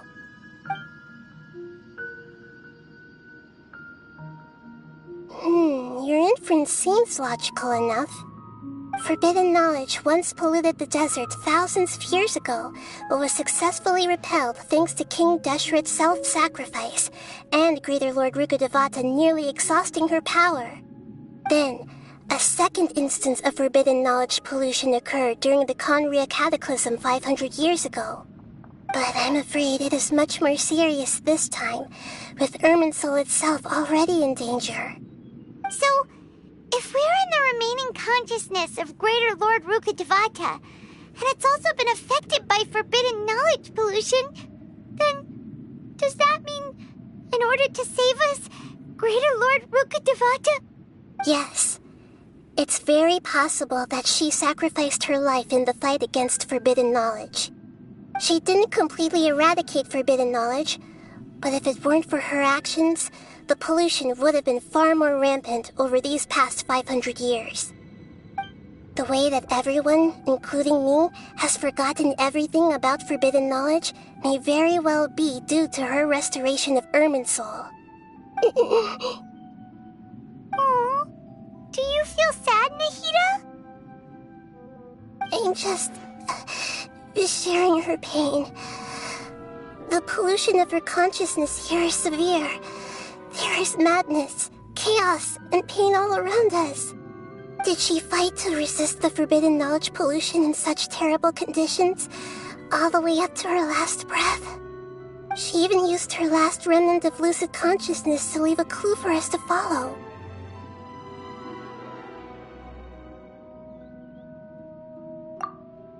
Yes, her words were distorted by forbidden knowledge, so that's all we could hear. But now, we have a chance to find the answer to this mystery. We can cross the polluted consciousness until we found the right path to meet with our lucid consciousness. And then, we'll let Greater Lord Rukkhadevata tell us the truth in person. Each of us need to be mindful of the state of our own consciousness while we are here. Even with the Gnosis' protection, we must always keep a clear mind. Otherwise, we could go mad at any moment. That's so scary. Don't worry, it should be easy enough for you to keep that mind of yours clear, Paimon. Let's go.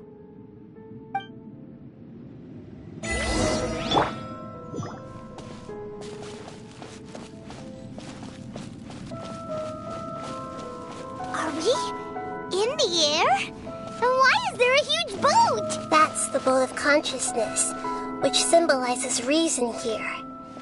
Its course is the direction our consciousness is traveling towards. If we lose control over our Wow! What are these?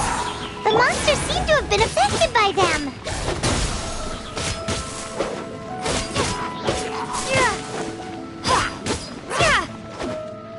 Shine down!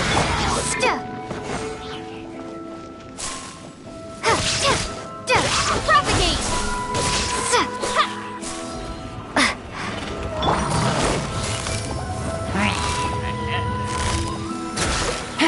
Illusion shattered!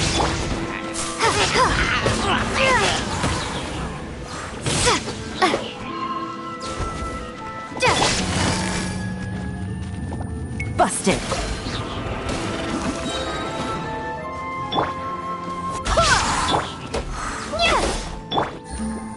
Things are about to get dicey.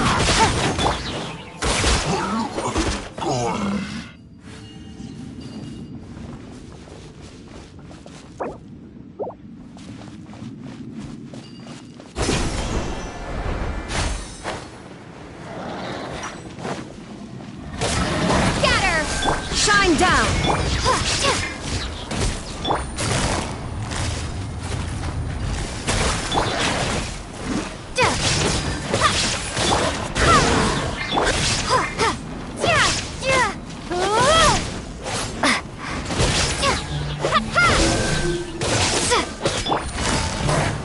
Quietly now.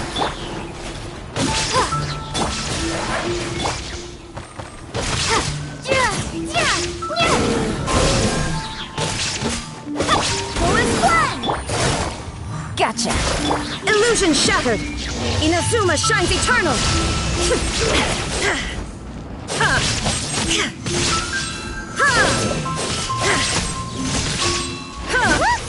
Four-leaf sigils have appeared in the sky!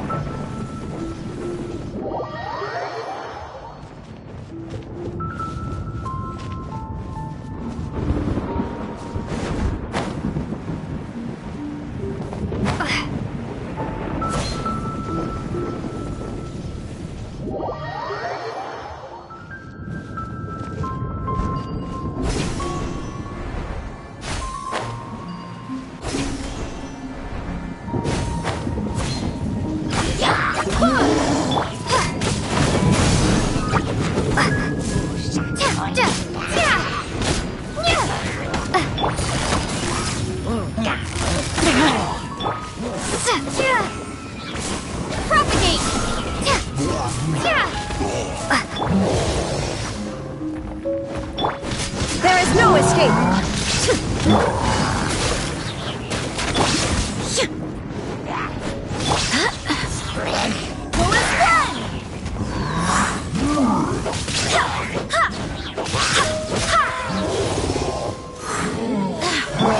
Now you shall perish!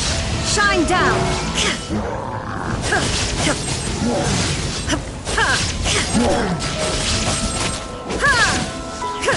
Here comes the catch!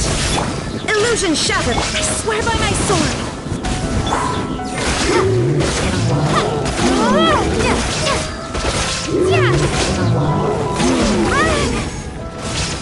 To control the mode of consciousness, we need to find the helm first.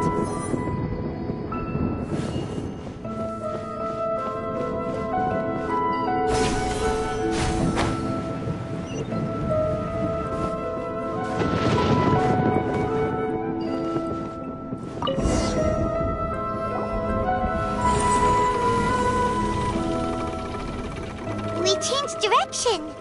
Are we still going the right way, Nahida?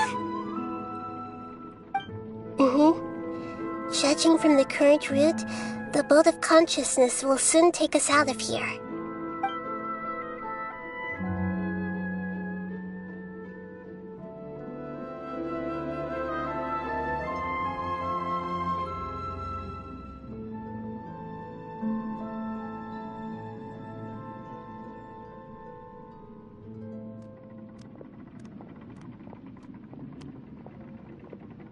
We'll be arriving at our destination soon. How are you feeling? Are your minds still intact?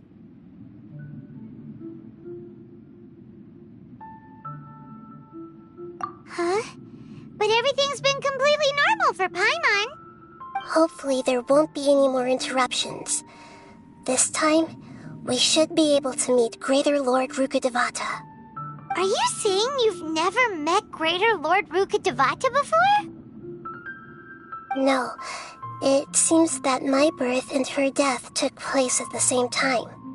Otherwise, I think she would have given me a little more guidance, and I could have done a better job. Hey, you've done a great job, Nahida. Let's get out of this creepy place and go meet her.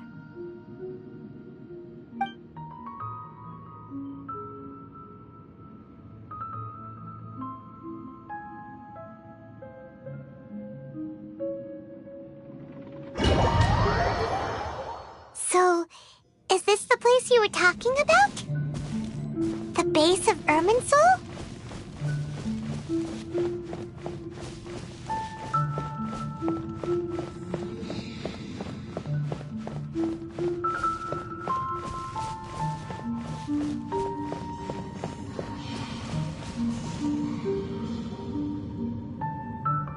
Well, this is the place.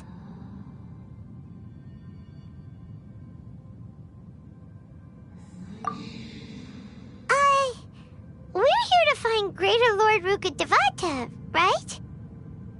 But the one standing over there is... Is that...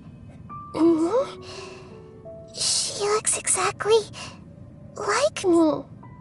Are you Greater Lord Rukkhadevata? Yes, that's me.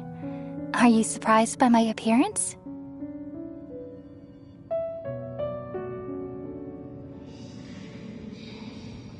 Irminsul and the surrounding lands have been reproduced here as they were years ago.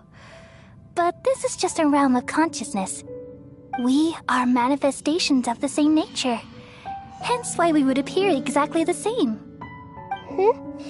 We're of the same nature? Why? Because you are me, and I am you. You are me in the new samsara. The new samsara? As Greater Lord Rukkhadevata, I'm the avatar of Irminsul, and you are the purest branch snapped from Irminsul. Imagine it this way. Even if a tree dies, its branches will eventually take root and grow, continuing the tree's life in another form. I'm merely the remaining consciousness of Greater Lord Rukkhadevata. The real me has presumably died a long time ago.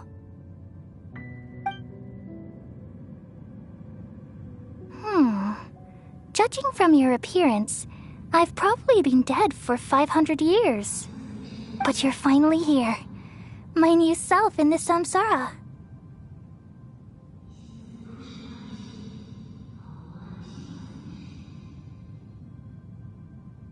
If this is true, then am I going to be a great Archon like you someday?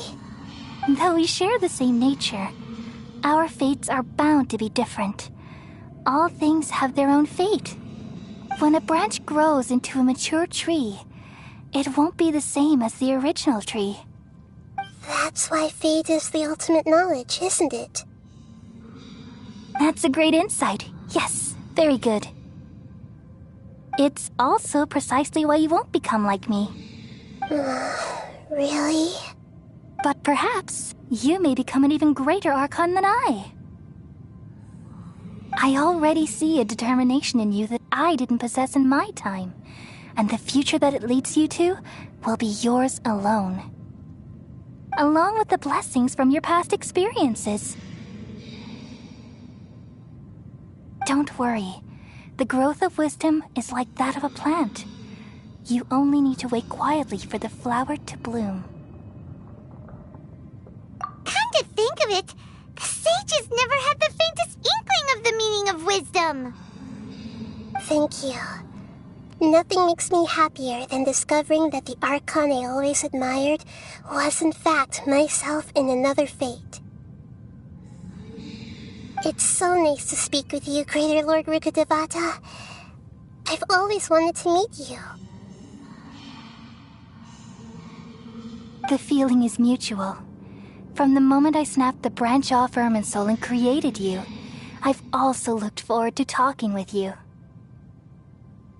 Could you tell me why you wanted to create me? And what exactly happened when you died? Ah, I see. You're here seeking answers, right? Everything that day, even the sky itself, changed into a color like this. At that time, the seven were all summoned to the nation of Conria. Except for me. I had a more important task to attend to. I had to protect Irminsul. The disaster occurred together with the pollution of forbidden knowledge. At that very moment, with my consciousness connected to Irminsul, I sensed something was wrong. The pain started to torment my mind. By the time I reached Irminsul, it was already displaying signs of corruption. Had I not repelled the pollution of forbidden knowledge with King Deshret thousands of years ago, I might have felt even more hopeless and lost. So what exactly is forbidden knowledge? It's a kind of knowledge that doesn't belong to this world, and a form of truth that can't be understood. It came from the very bottom of the abyss.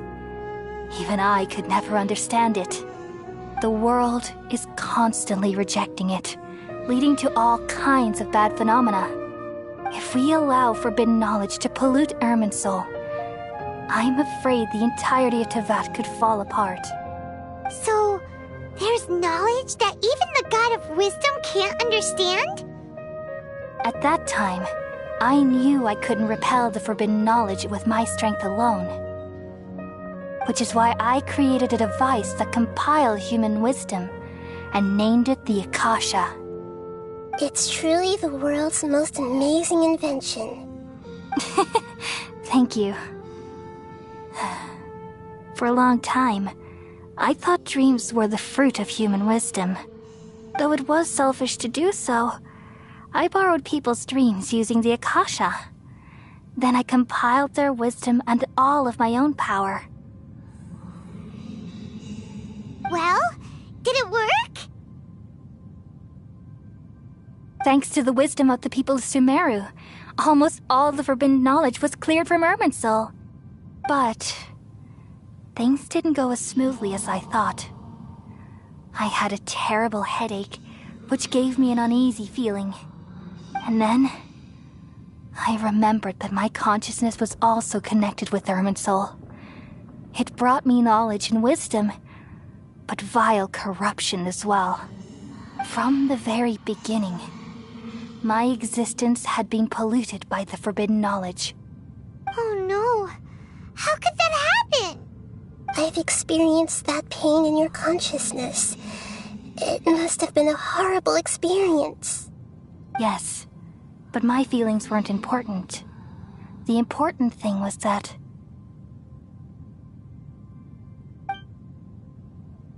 even if I died, my existence and everything related to me would continue to exist in Irminsul as memories and knowledge, meaning that the forbidden knowledge couldn't ever be permanently eradicated.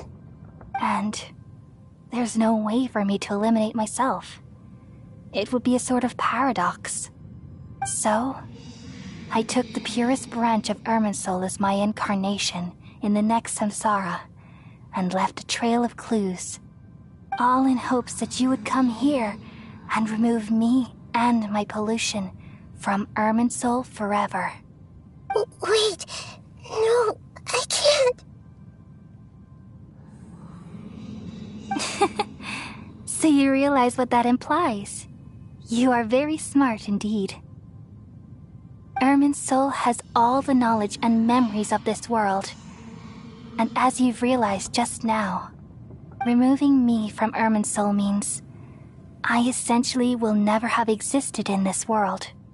But this is the only way to save Irminsul.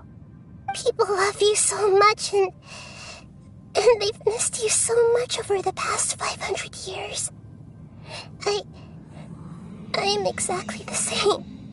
So how can we just forget you like this? Is there really no other way? There must be something else I can do. You're the god of wisdom, Boer. You should know that there is no other way. But this is so cruel. I don't want to forget you. No need to feel so sad, Boer. As someone who delights in wisdom, you should feel joy at finally finding the answer. These are the words in their entirety. The answer you've been seeking all along. Let the world completely forget me. We all nestle under the great tree of wisdom, peering out to perceive the world. From the earth and from the rain, we perceive its wonders, until we become a white bird to perch atop a branch, and finally snap off the most important leaf. Once upon a time, I alone dreamed in this world. In my dreams, everybody would also dream after they fell asleep. Wild and wonderful thoughts would emerge from their minds. Some tumbled to the ground, and others floated to the sky, connecting all things in the world into one dazzling net. Among a plethora of worlds, were numerous smaller worlds, all of fate, finding within the tapestry their brilliant glow. I gradually understood that these indescribable and constantly changing things are the most profound things in the world. Only they can completely repel the madness. Only dreams can awaken consciousness from the deepest darkness.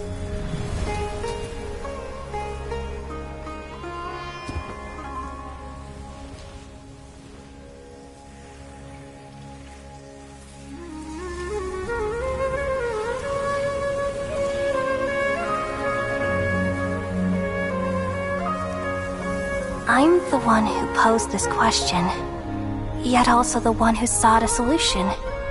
Saving the world with the dreams of the people used to be my answer. And now, you've also found your own answer, and I shall return all the dreams to the people.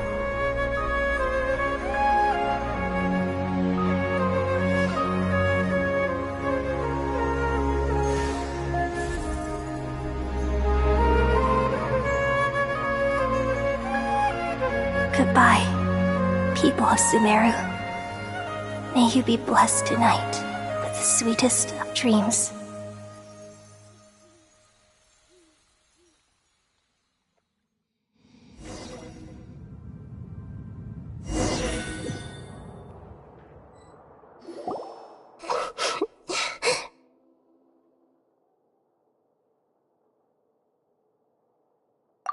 I'm alright. I'm just a little confused. We've just saved the world, right? So why am I crying?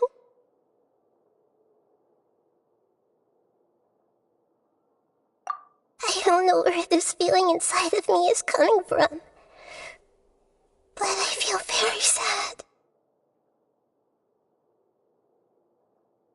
Just now, we used the power of two gnosis to successfully connect with the Ermin soul consciousness from 500 years ago.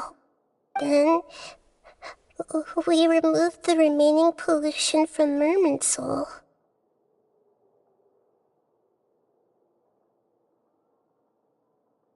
Yeah, what's wrong? Weren't you there just now?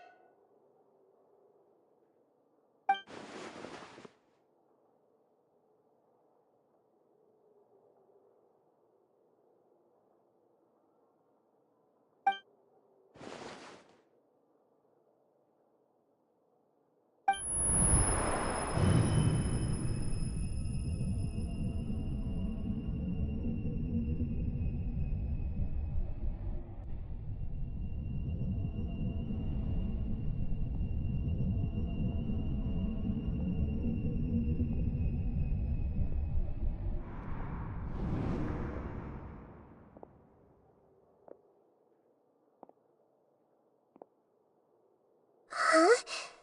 That sound. Traveler! Paimon!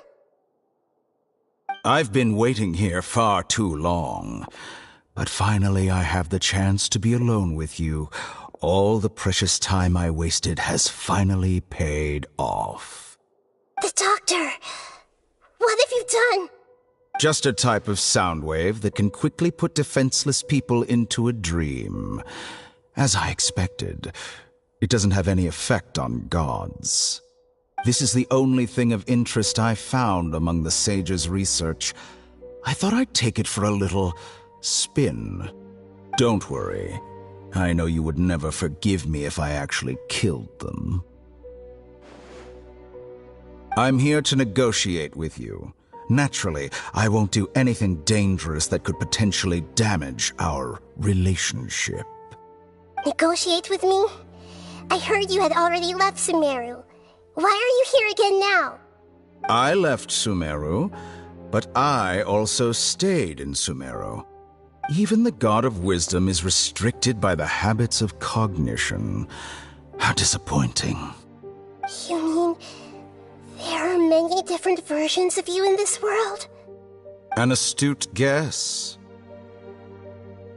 Even the same individual will have different cognitions at different ages. A long time ago, I made a major decision in hopes of preserving all my perspectives of how I observed the world. Observation is the first step of any experiment, but observing the current world doesn't satisfy me. It lacks an important dimension, that of time. So I saved segments of all my ages and made them into independent individuals. That's all there is to it. Indulge me. How does the God of Wisdom find my method of seeking knowledge? It's an insult to the very concept of life. Life inherently has many rules and restrictions, each with its own significance and reason to exist. They can't be broken on a whim. Good. Amazing, even. Indeed, it's difficult for humans to make peace with themselves, not to mention oneself from a different period. Since you're in the academia, why wait until now to show up? You could very well have stopped us and helped that fake god. Simple. Let me ask you this. Would any staff member ever help the subject in the middle of an experiment? It was my experiment. So why should I interfere with the results? The academia saw the plan to create a god as their ultimate goal, yet you only saw it as an ordinary experiment. You really are crazy. If the experiment succeeded, you would have had a new god on your hands. How would you have faced your own god then? Would you still take the same stance? Would you still hold the same view of yourself? I'm first and foremost a scholar. These results should be left to the judgment of the hypothetical me confronted with that outcome. But you're right. And that's exactly why I'm disappointed with the conclusion of this experiment. As an individual, you don't have any sense of belonging. You seem to have even fewer convictions than a typical scholar. Oh no, I certainly have my own convictions. They just don't fit your standards, that's all. All right, that's enough conversation for today. The experiment is over, and it's time to tidy up the equipment and reclaim any useful materials. For example, the Gnosis. Lesser Lord Kusanali, you're an intelligent Archon. I'm sure you understand the disparity in our combat abilities at this time. Besides, you have no way to use that Electro-Gnosis in battle. Didn't you say you were here to negotiate with me? Somehow, it's starting to seem like you intend to take it by force now. I'm merely stating a fact. After all, I'm also a scholar. Naturally, I hope to show proper respect and dignity to the God of Wisdom. Your hypocrisy is built on absolute confidence. I understand your scheme, but... what if I were to destroy the Gnosis now and awaken the heavenly principles? Awaken the heavenly principles? Do you think that's really possible? The heavenly principles have been silent for many years, but the Gnosis are symbols of their control over Tevat and all the laws. Will the destruction of a Gnosis attract the attention of the heavenly principles? And if so, how do the Fatui plan to deal with the consequences? Do you dare to gamble such a possibility with me? Gamble? How surprising. I thought you would show evidence or use rigorous reasoning to prove your point. The word gamble is the last thing I expected to hear from the God of Wisdom. But this is a clever move. You must have seen through me when I first captured your consciousness. As a scholar, I respect all possibilities. This has always been my principle and is an essential trait as an experimenter. Indeed, I can't ignore this possibility. So tell me then, what are your conditions? This foreign gnosis will only lead to disaster if it stays in Sumeru. But this electro-gnosis is the prize I attained after defeating one of your fellow harbingers. Now, as the one who initiated this cascade of events, shouldn't you pay the corresponding price? Price?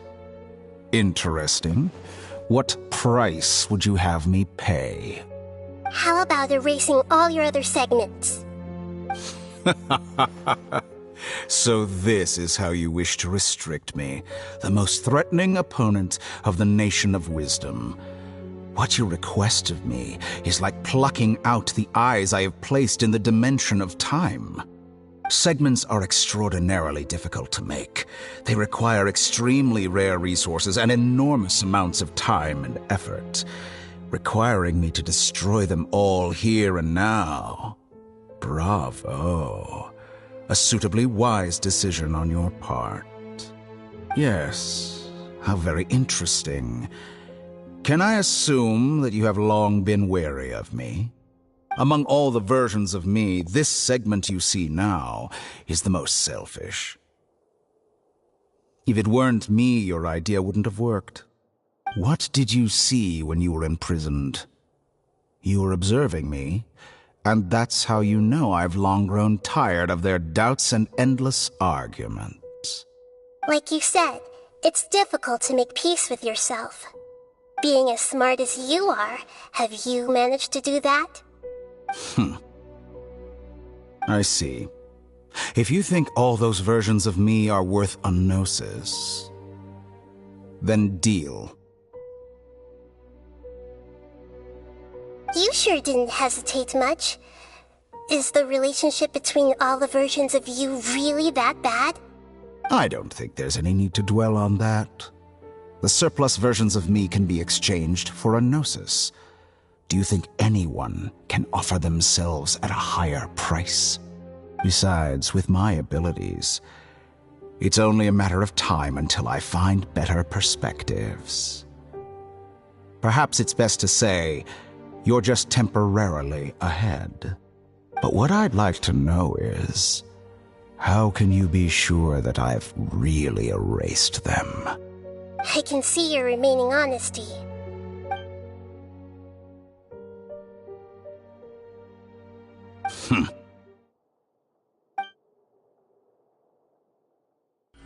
What a ridiculous decision! You can't be serious! How could I have been so short-sighted? You think this is the end? Wait, I'll have it. Please wait! You'll make Good this riddance. moment count. You will regret this! Well, have you confirmed that it's complete? Here, take it. The future of Sumeru City will be in my hands alone. I will shut down the Akasha and let curiosity and the thirst for knowledge drive the realm of academics once again. There won't be any further gaps for you to exploit. It truly pains me that my academic achievements have never been appreciated in my homeland. Of course, I have no interest in being rejected by this city for a third time. Another chess piece. And where is your dendronosis? Don't be greedy, Harbinger of Snezhnaya. No, this is a different transaction. If you intend to turn off the Akasha anyway, then there's no further use for the Gnosis of Sumeru, is there? Besides, isn't it the Archon's duty to deliver what's desired of the Seeker? Oh, judging from your expression, you don't seem to find the idea very agreeable. Then let's think of it this way. Since you're the god of wisdom, how about I exchange some knowledge with you? People exchanging knowledge with the god of wisdom is the stuff of legends. Yet here you wish to exchange knowledge for the god of wisdom's property. Arrogant as that is, it has piqued my interest. Let me ask you, have you in all your mighty knowledge ever heard the rumor that the skies of Tevat are fake? Huh? That's the secret hidden by Irminsul concerning the truth of this world.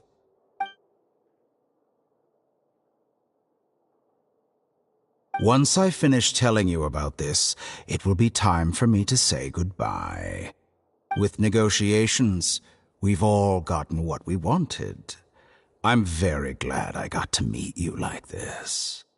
Your arrogance may know no bounds, and convictions may mean nothing to you. But I'll still listen to what you have to say.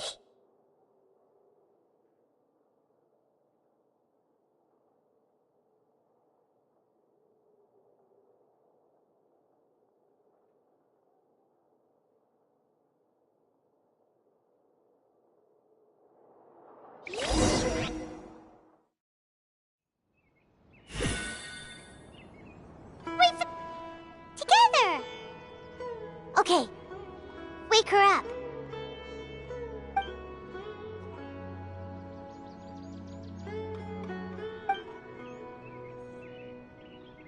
Are you awake? Kali says it's time for breakfast. Come on, get up! Good morning! How are you feeling today? Good to hear. It looks like we've recovered pretty well. Not even Tainari could stop us from going out now, right?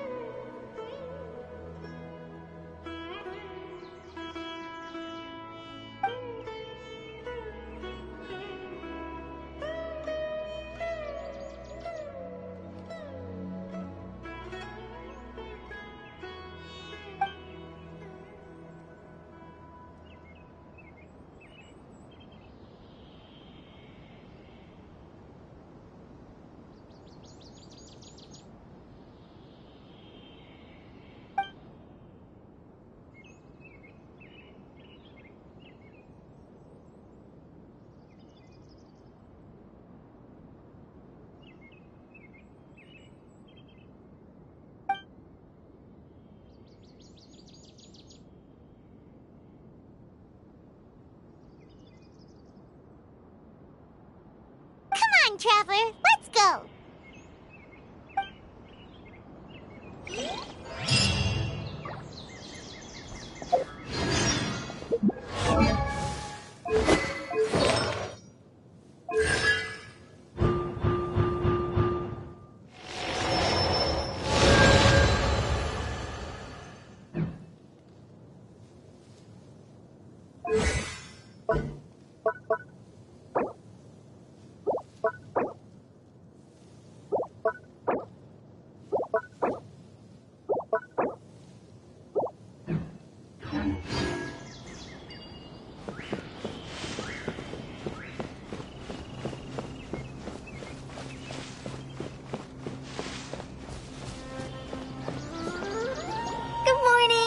Looks like you're awake.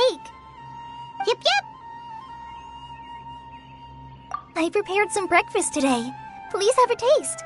I hope you'll like it. It's nice to have you here so we can eat something yummy. Well, now that I've recovered from Elazar, I'm feeling better than ever. I can even prepare 4 or 5 meals a day now. And Paimon bets they're all delicious. Oh, by the way, someone brought a letter for you after you went to sleep last night. Nope, Paimon wanted to read the letter with you after you woke up, so Paimon didn't open it. Alright, let's read it now. Oh, it's from Nilu! Ahem. We're going to hold a feast at the Grand Bazaar and celebrate Cyano's reinstatement as the General Mahamatra. As heroes of Sumeru, please be sure to attend. I'll wait for you. The date of the banquet is written on the back. It's in 2 days. Oh, I've also heard that you've become heroes here as well. That's amazing. Sometimes I'm really envious of strong and confident people like you. Oh, you're embarrassing me. Anyway, let's go to the Grand Bazaar to have a look. Oh, before you leave, be sure to inform Master Tainari.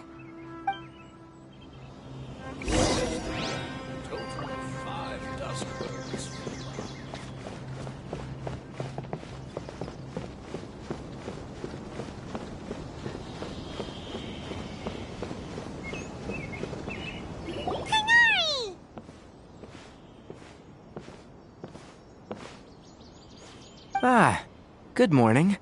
How do you feel today? We feel much better. How about you? I'm recovering well, thanks for asking. But from the looks of it, you seem to be already busy with work again. It's fine. I'm not that busy, really. The Elazar patients have recovered, as well as Hypatia. For now, I only need to tend to my Forest Watcher duties. It seems once Irminsul started getting better, everything else started to recover too. Yes, but there are still some residual effects. The withering is one example. Though it won't spread anymore, the existing zones won't just disappear. We forest rangers will still need to do the work. By the way, we have some good news. Sino got his position back. This news is hardly new. He had already mentioned it to me before. Huh? You mean he was already here? Why didn't he come to say hi to us? He visited once, but he was afraid of disturbing you while you were resting. He just asked me a few questions and left. Then you probably already know all about the celebration feast. Celebration feast? No, I haven't heard anything about that. Huh? But didn't Nilu say in her letter that they would celebrate Sino? He didn't tell you? Perhaps. Or, alternatively, he doesn't know about it either. Come to think of it, Sino doesn't seem like the type who'd enjoy a celebration feast. You and Kale are both Sino's close friends. Why don't you come to the feast with us? Kale has taken over some of my tasks these days. I don't think she'll have time for it, not to mention me. You see, some VIPs have come to the forest recently. Huh? VIPs? Very important Paimons?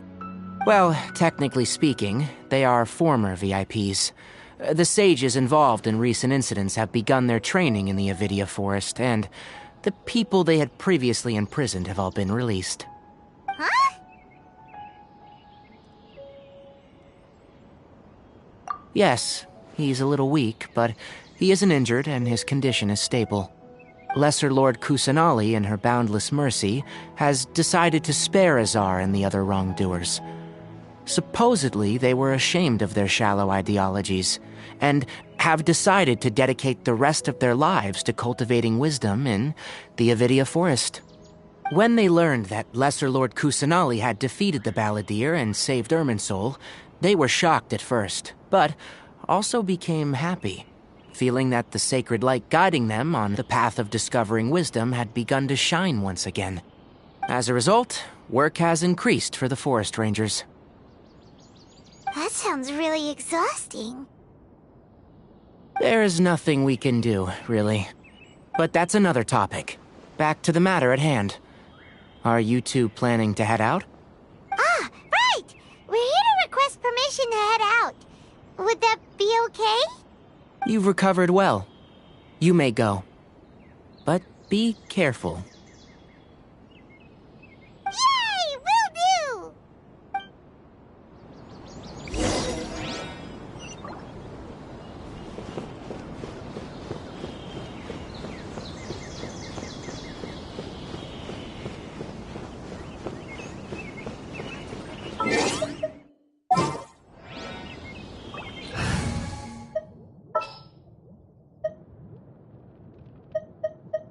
I'll take care of it.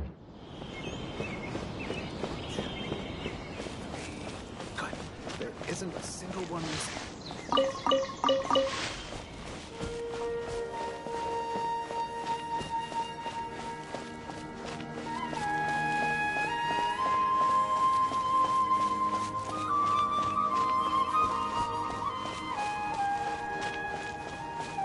I'll protect us.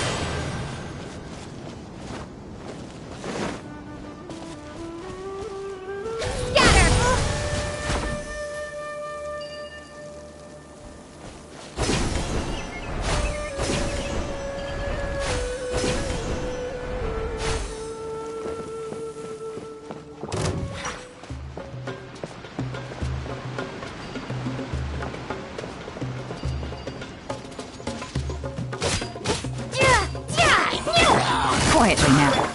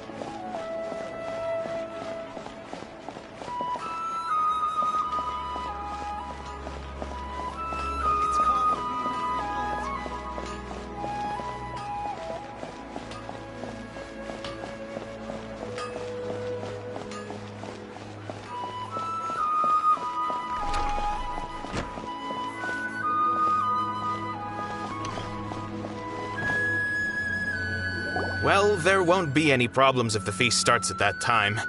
Everything has already been prepared. Mr. Zubair, I finished tallying things up here. Well, except for the guests. Is a simple reply really that much to ask of our guests? It's affecting our arrangements. Oh, it'll be fine. Besides, it never hurts to get things ready in advance. I was thinking the same thing. The feast will be held sooner or later, right? Hey, Nilu! Traveler, Paimon! We got your letter, so here we are! You're the best! The other guests haven't even replied yet. Huh? Are we the only ones that have arrived? Yeah. I had someone deliver letters to all of our guests. But maybe everyone is still busy with other things. Look, I get it. Sumeru is in an extremely important period of transition right now, but even if your friends are important figures, they shouldn't just ignore your request like this. Nilu is Sumeru's #1 celebrity, after all. You have no idea how happy I am to talk to people with good taste. If you consider enjoying Nilu's dances having good taste, then almost everybody has good taste. Because Paimon thinks everybody will love her performance. That's right. We all think she's amazing too. Nilu is an absolute favorite among those of us who frequent the Grand Bazaar. For Outlanders, you have a great eye. Master Zubair, let's have a vote for the most outstanding audience members next time. I think these two may win. Nonsense! It is not for us to determine the value of an audience. But indeed, we could try giving gifts to people with particularly good taste. I heard there's a device in Fontaine called a camera that can record people's appearances as pictures. Such pictures would make superb gifts. Ooh, good idea. I wonder where we can find one. You guys are so funny. There's really no need for that. I'm satisfied just being able to perform here. There's always a lot going on at the Grand Bazaar. Yeah, and that's why I love it here. Traveler and Paimon, could you help confirm if the letters were actually delivered? If for some reason they didn't receive the letters, then please tell everyone that there will be a feast here. Yeah, we can also check out how everything in Sumeru is going now.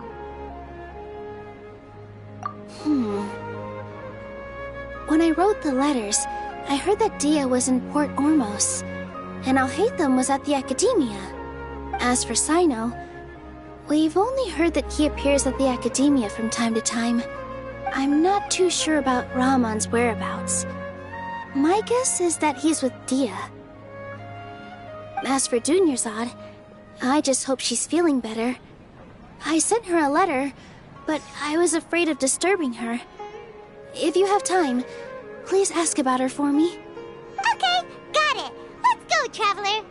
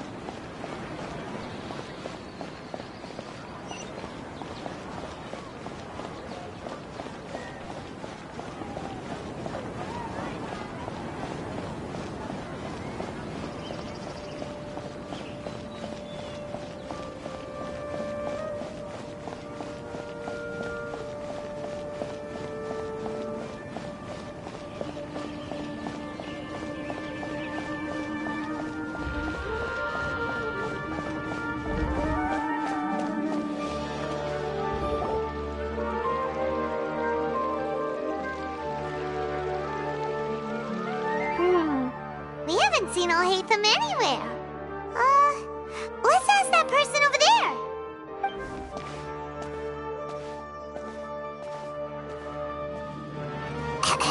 Hey there, have you seen Alhaitham around? Yes, it seems Scribe Alhaitham has gone to the House of Dana.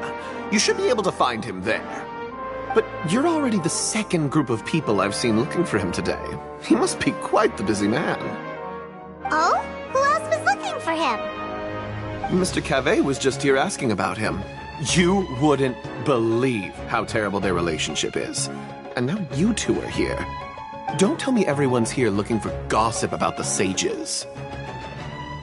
No way! We're strictly here on business. Ah, I see. Sorry, I thought maybe everyone's as interested in rumors about the sages as I am.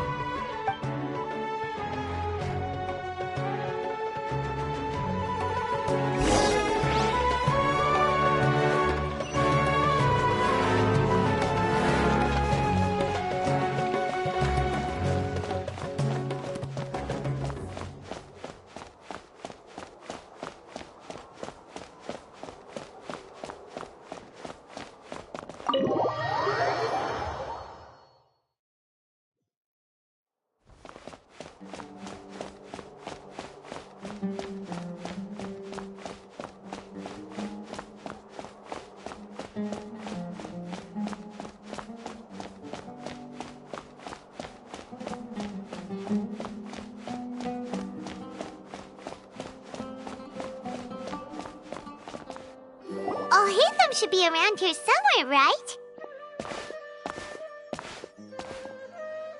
Oh, he's over there! But it looks like he might not have time for us. Just put down that worthless book and tell me what happened in the academia. This is not just some worthless book. Do you have any idea how difficult it is to find a physical book like this in Sumeru? It doesn't matter. It's probably just another thing that you used your authority to get your hands on anyway. Just put it aside. Listen, I came back today only to hear that the sages have disappeared. Oh? You sound surprised. I thought you would already know the inside story.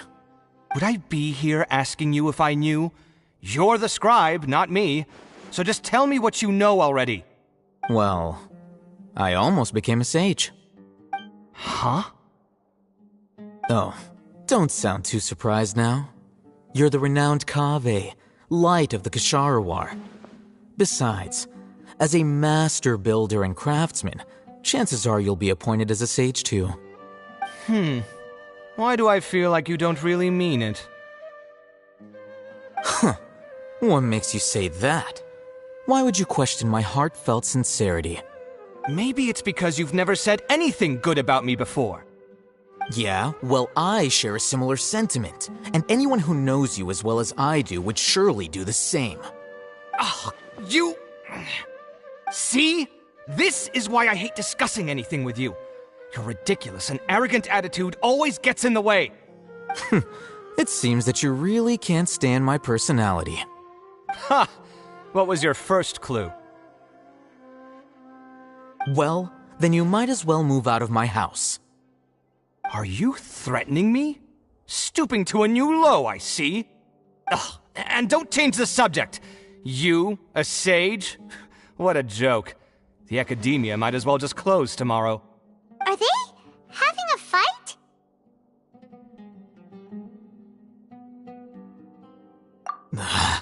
Forget what's going on with the Academia. Haven't you been busy with your construction project?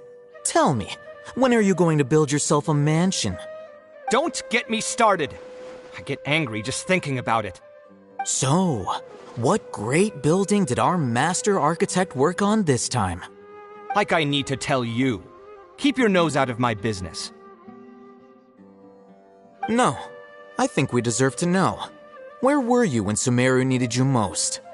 I was in the desert for a large project, but considering Haravatat's utter ignorance of architectural and aesthetic matters, you probably wouldn't understand. Oh, which is truly unfortunate. I can only pity the man who doesn't understand the first thing about beauty and romance. Unlike a true... Hold on, wait a second. What do you mean by when Sumeru needed me most? Well, while you were out fiddling around in the desert, many people came together to save Sumeru from a crisis. Ha! And you think I'd believe that? Look, all you really need to know is that Azar and all his accomplices have all been overthrown. Huh? What nonsense are you talking about? It's no skin off my nose if you don't believe me. It's not like my Darshan was the one trying to apply for funding from the Grand Sage. Yours, though, on the other hand... You know what? I'll ask around. I'm sure someone knows what's going on here. You're dead if I find out you're lying to me.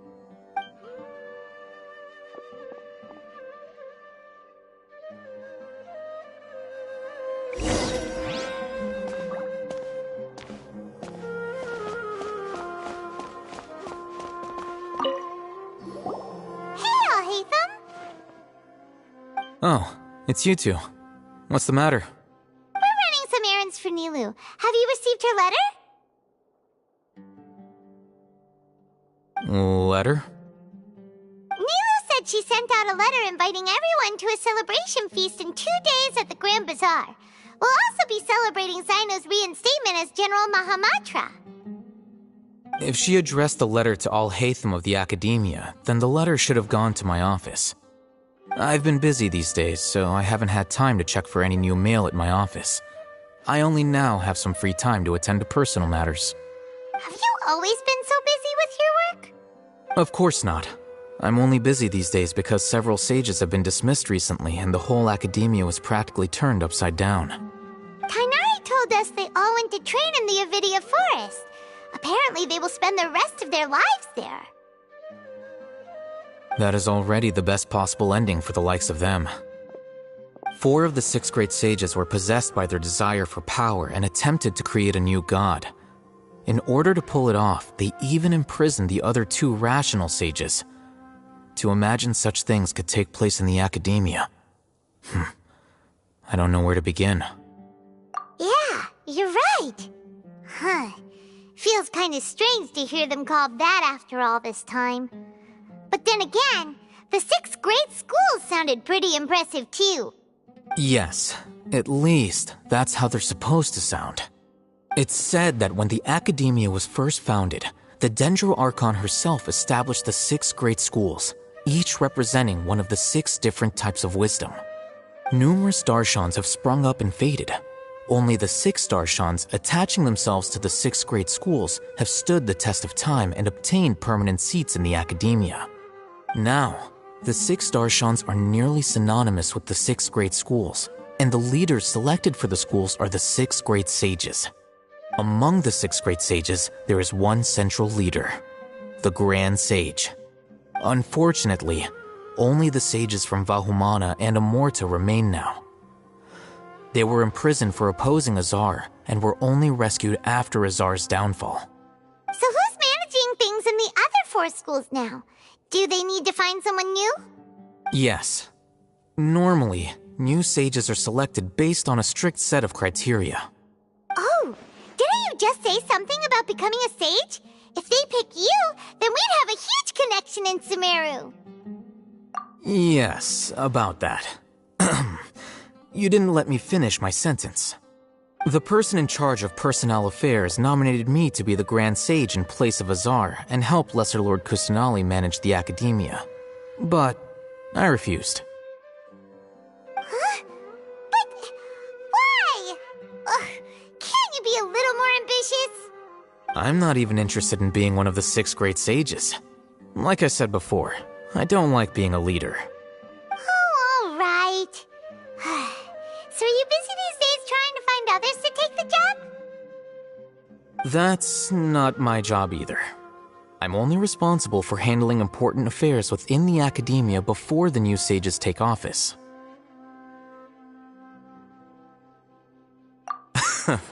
And the first thing I'll do is reject Kasharawar's application for funding. By the way, who was that other person just now? Is he your friend? Do we look like friends? Paimon doesn't know. That's why Paimon's asking. His name is Kaveh, my roommate. You could say he's the representative for Ksharawar scholars. Which is exactly why he always has so many problems. So everything that's happened recently must be a huge change for the people of Sumeru. Such is the work of the Academia Scribe. Well, anyway, no matter how busy you are, since you are our planner, remember to attend the celebration feast in 2 days. Alright, I'll see you there.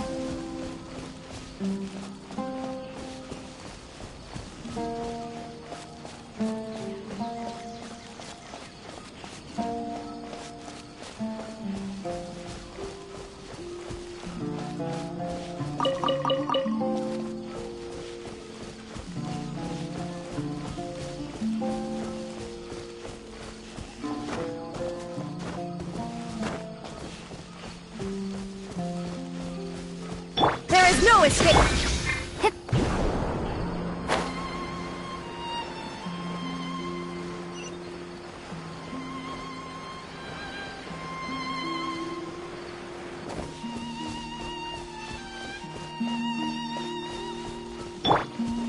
Shine down! Gotcha!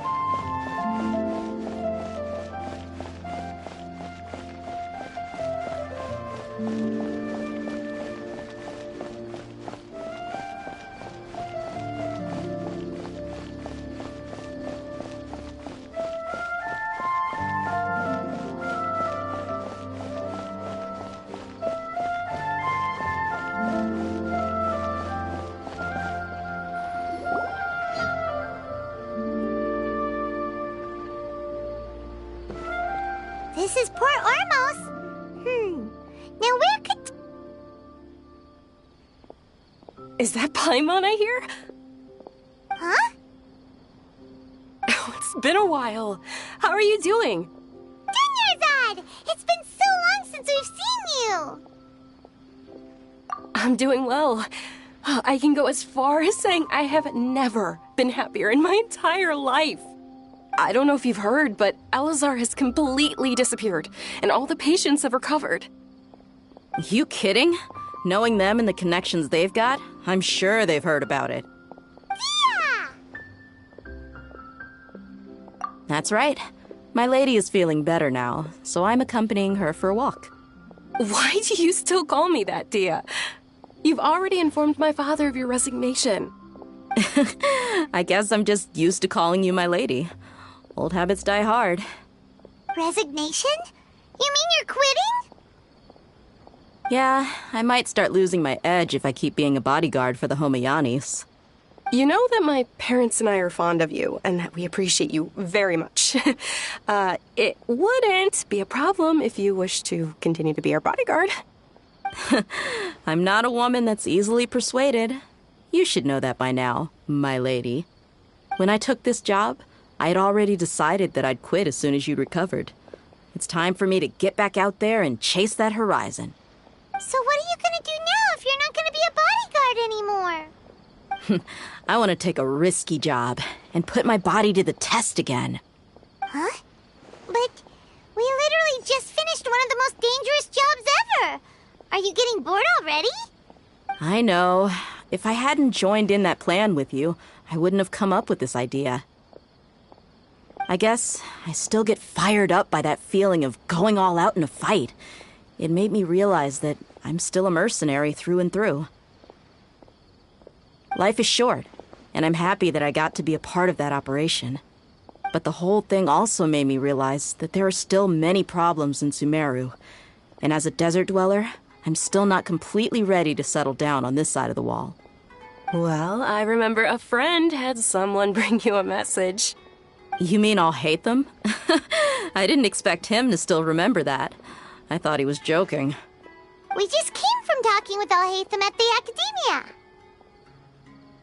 Did he tell you that he suggested that I come work at the Academia? What? I heard that Azar and his cronies fell from power, and Alhaitham told me that now was a good time to find a job in the Academia, but only if I wanted to.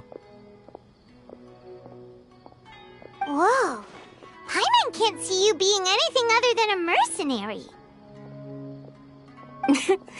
Me neither. But I think Dia would look great dressed up as a scholar. Ugh, forget about it. I wouldn't last 10 seconds in there. Alhaitham probably just liked the way I worked and knew I'm good in a fight. So he suggested I find some work in the Academia. But you know, if you take him up on the offer, Sino might actually agree and let you become a Matra. Because you're super amazing! The Matra have all the talent they need as long as they have Sino. I prefer to be free to live however I choose. In fact, I chose this job from the very start because I knew it'd be right up my alley.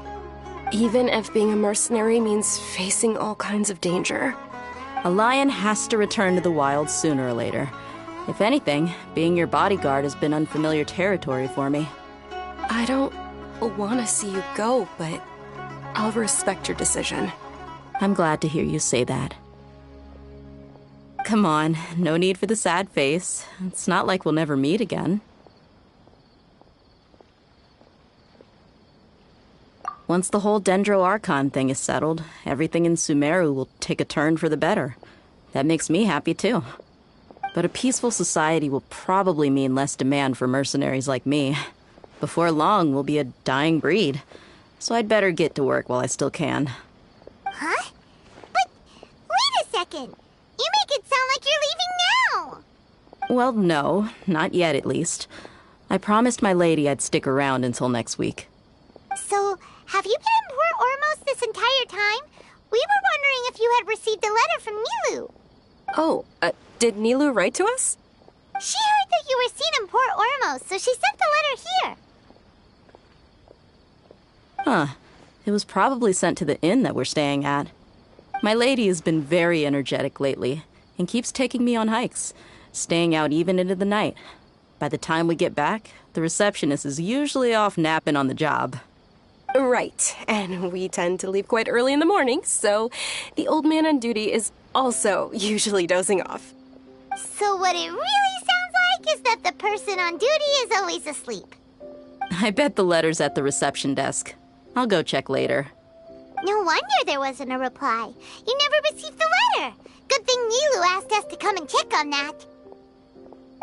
Sorry to make you two come all the way out here. It must be something important for Nilu to specifically write to us like that. Yes, she said they were preparing a victory feast in the Grand Bazaar, and will also be celebrating Sino's reinstatement as General Mahamatra. She was hoping you could come. Great! I'll be sure to attend. Count me in too. But is there some sort of dress code or anything for the feast? Can I just show up looking like this? Since it's being organized by Nilu, I don't think she'll be too picky about that. If anything, I think she wants to see us as our most natural selves. All right, then this is how I'll show up. The feast will be held in 2 days, so don't forget! Sure. Thank you so much for letting us know. We'll see you there. Oh, by the way, do you happen to know where Sino and Raman are? The General Mahamatra always comes and goes without a trace. Normally no one knows his whereabouts. Oh. But last time we met, he mentioned that he had something to do in Aru village. You can try your luck there. As for Raman, your guess is as good as mine. I only remember he said that he had something to discuss with Sino. You can ask Sino when you meet him. Don't mention it. You'd better get going. All right, on to our next stop.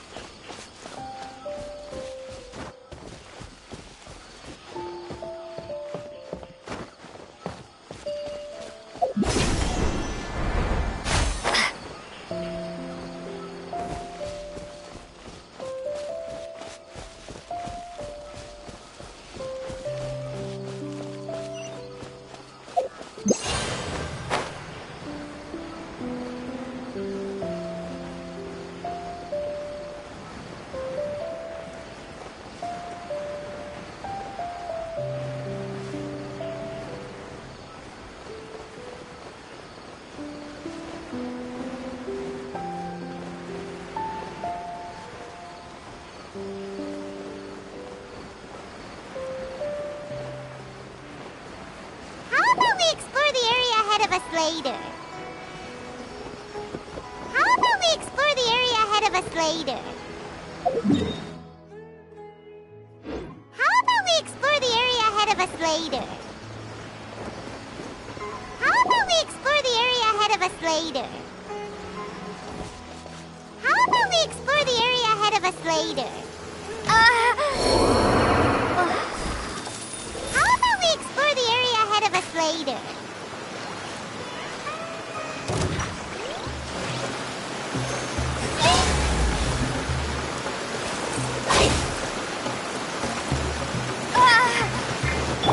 Inazuma shines eternal! Illusion shattered!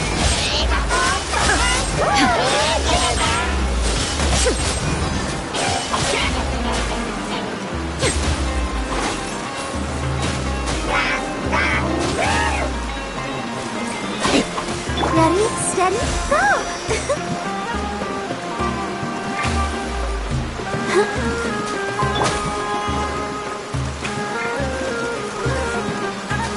Shine down!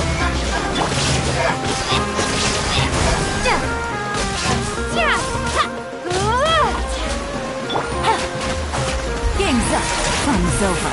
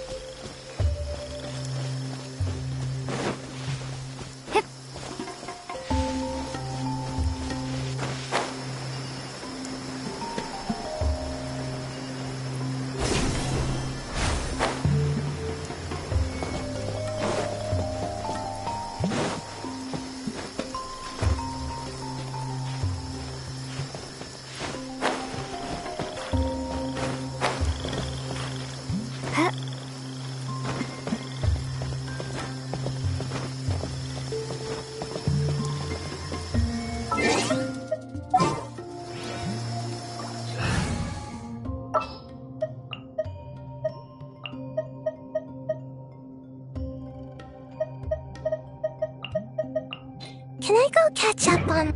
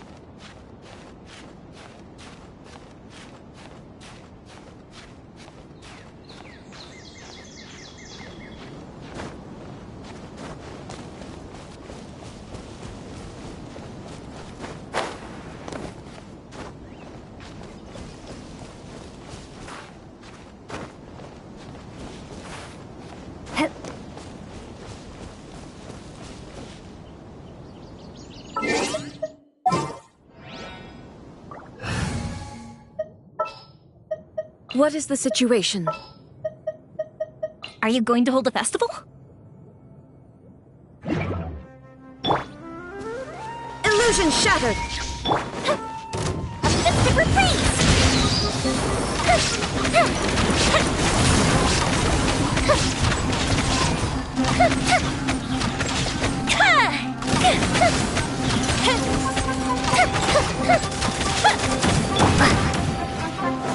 Propagate!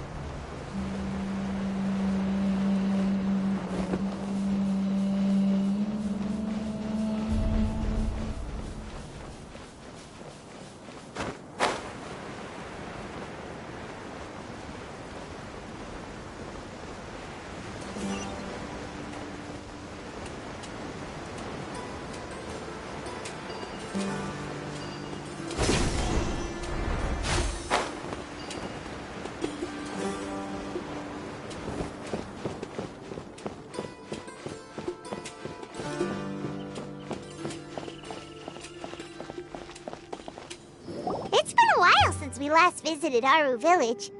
Ah, there's Sino!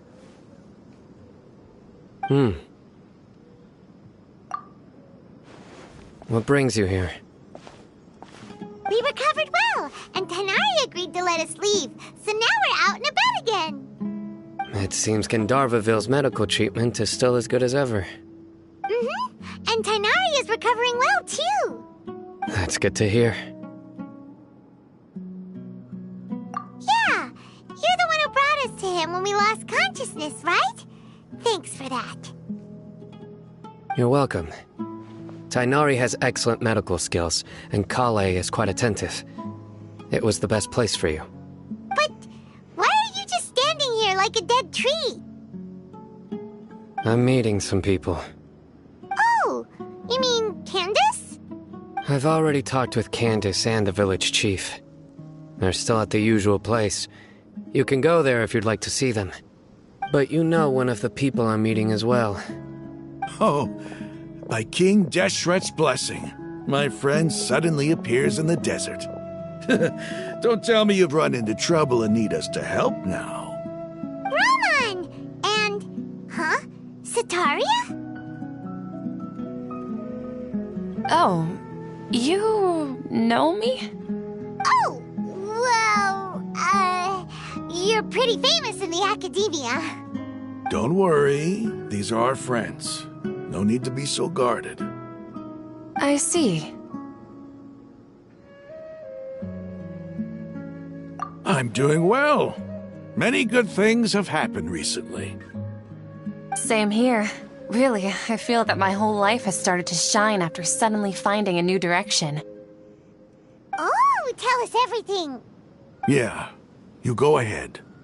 Alright, well, I suppose I should start by saying I've decided to leave the academia.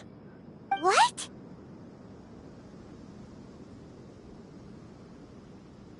It's not that I've given up on being a scholar. Instead, you could say I've found a new identity.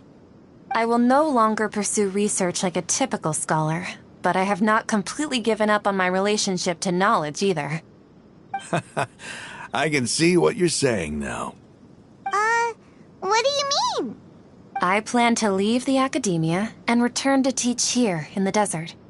Wow, so you want to become a teacher? Sataria will return to support education here and teach people from the desert. She can't teach everyone on her own, but there are many of us Eremites all over Sumeru. She came to discuss a collaboration with me and hoped that I could bring her ideas to the Eremites. Yes, it's my hope that the Eremites can help me select a group of smart people with the best aptitude for teaching. I'll teach them, and after they've finished learning from me, they can go educate more people. That is the true meaning of education and the spreading of knowledge. The people of King Deshret suffer from sandstorms, exile, and ignorance. Miss Sataria is more than welcome to come teach here. Her arrival is like a star shining in the desert night. The stars have always guided caravans, thieves, soldiers, and travelers who get lost in the night. They lead those in the dark out of trouble and back to safety. Oh, please. Where's all of this coming from? I'm starting to feel a little embarrassed. You deserve these compliments. Mercenaries are accustomed to danger and don't fear death, which is why we recognize extraordinary actions that common people would easily overlook.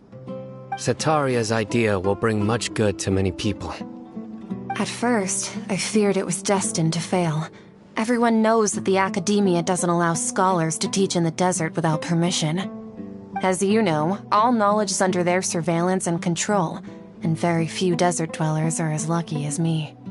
But what I heard at that time has been haunting my heart, as if there were lightning bolts constantly bombarding my soul. Sataria, you tread a treacherous path, and the longer you ignore it, the tighter the academia's grasp on you will become.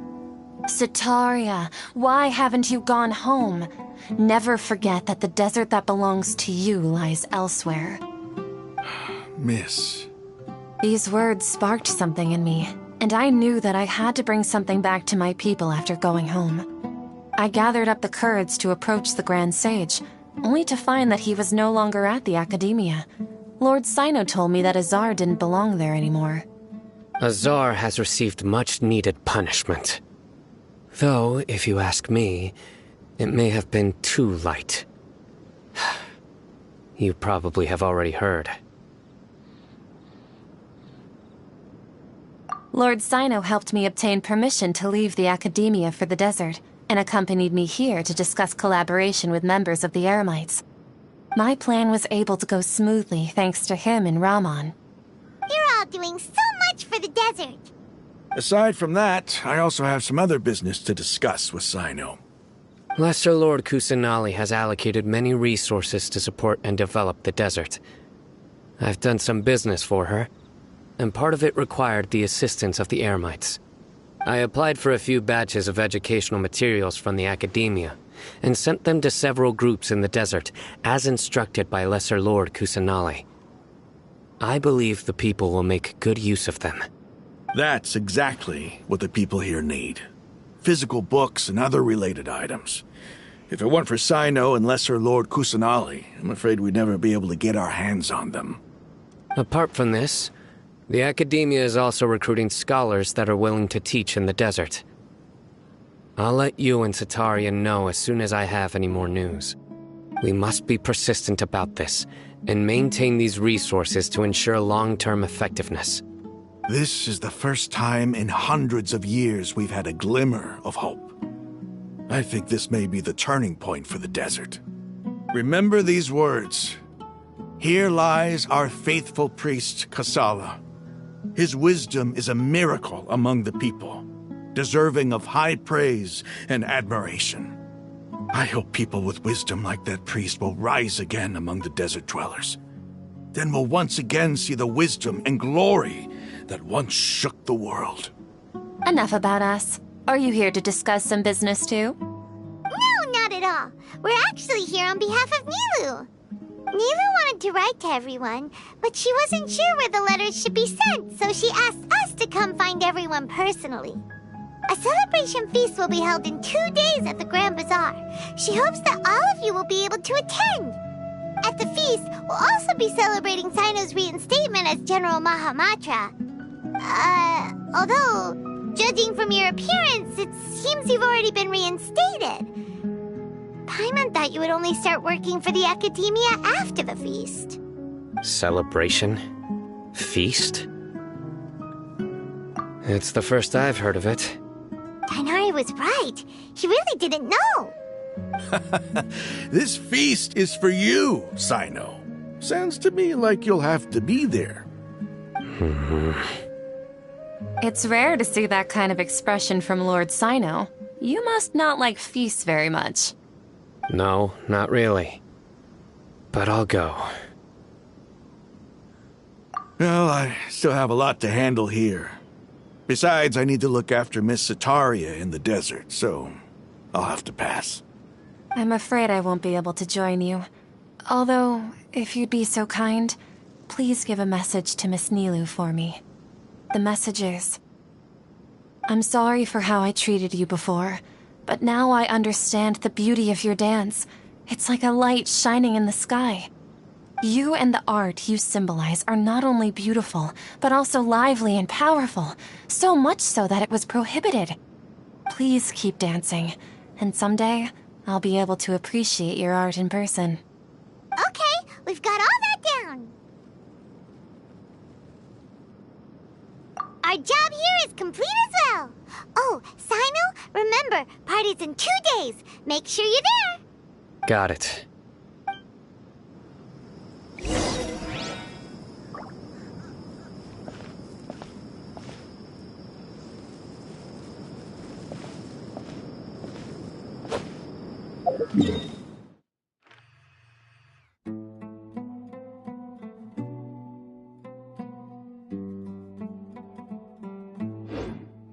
Unauthorized personnel are prohibited.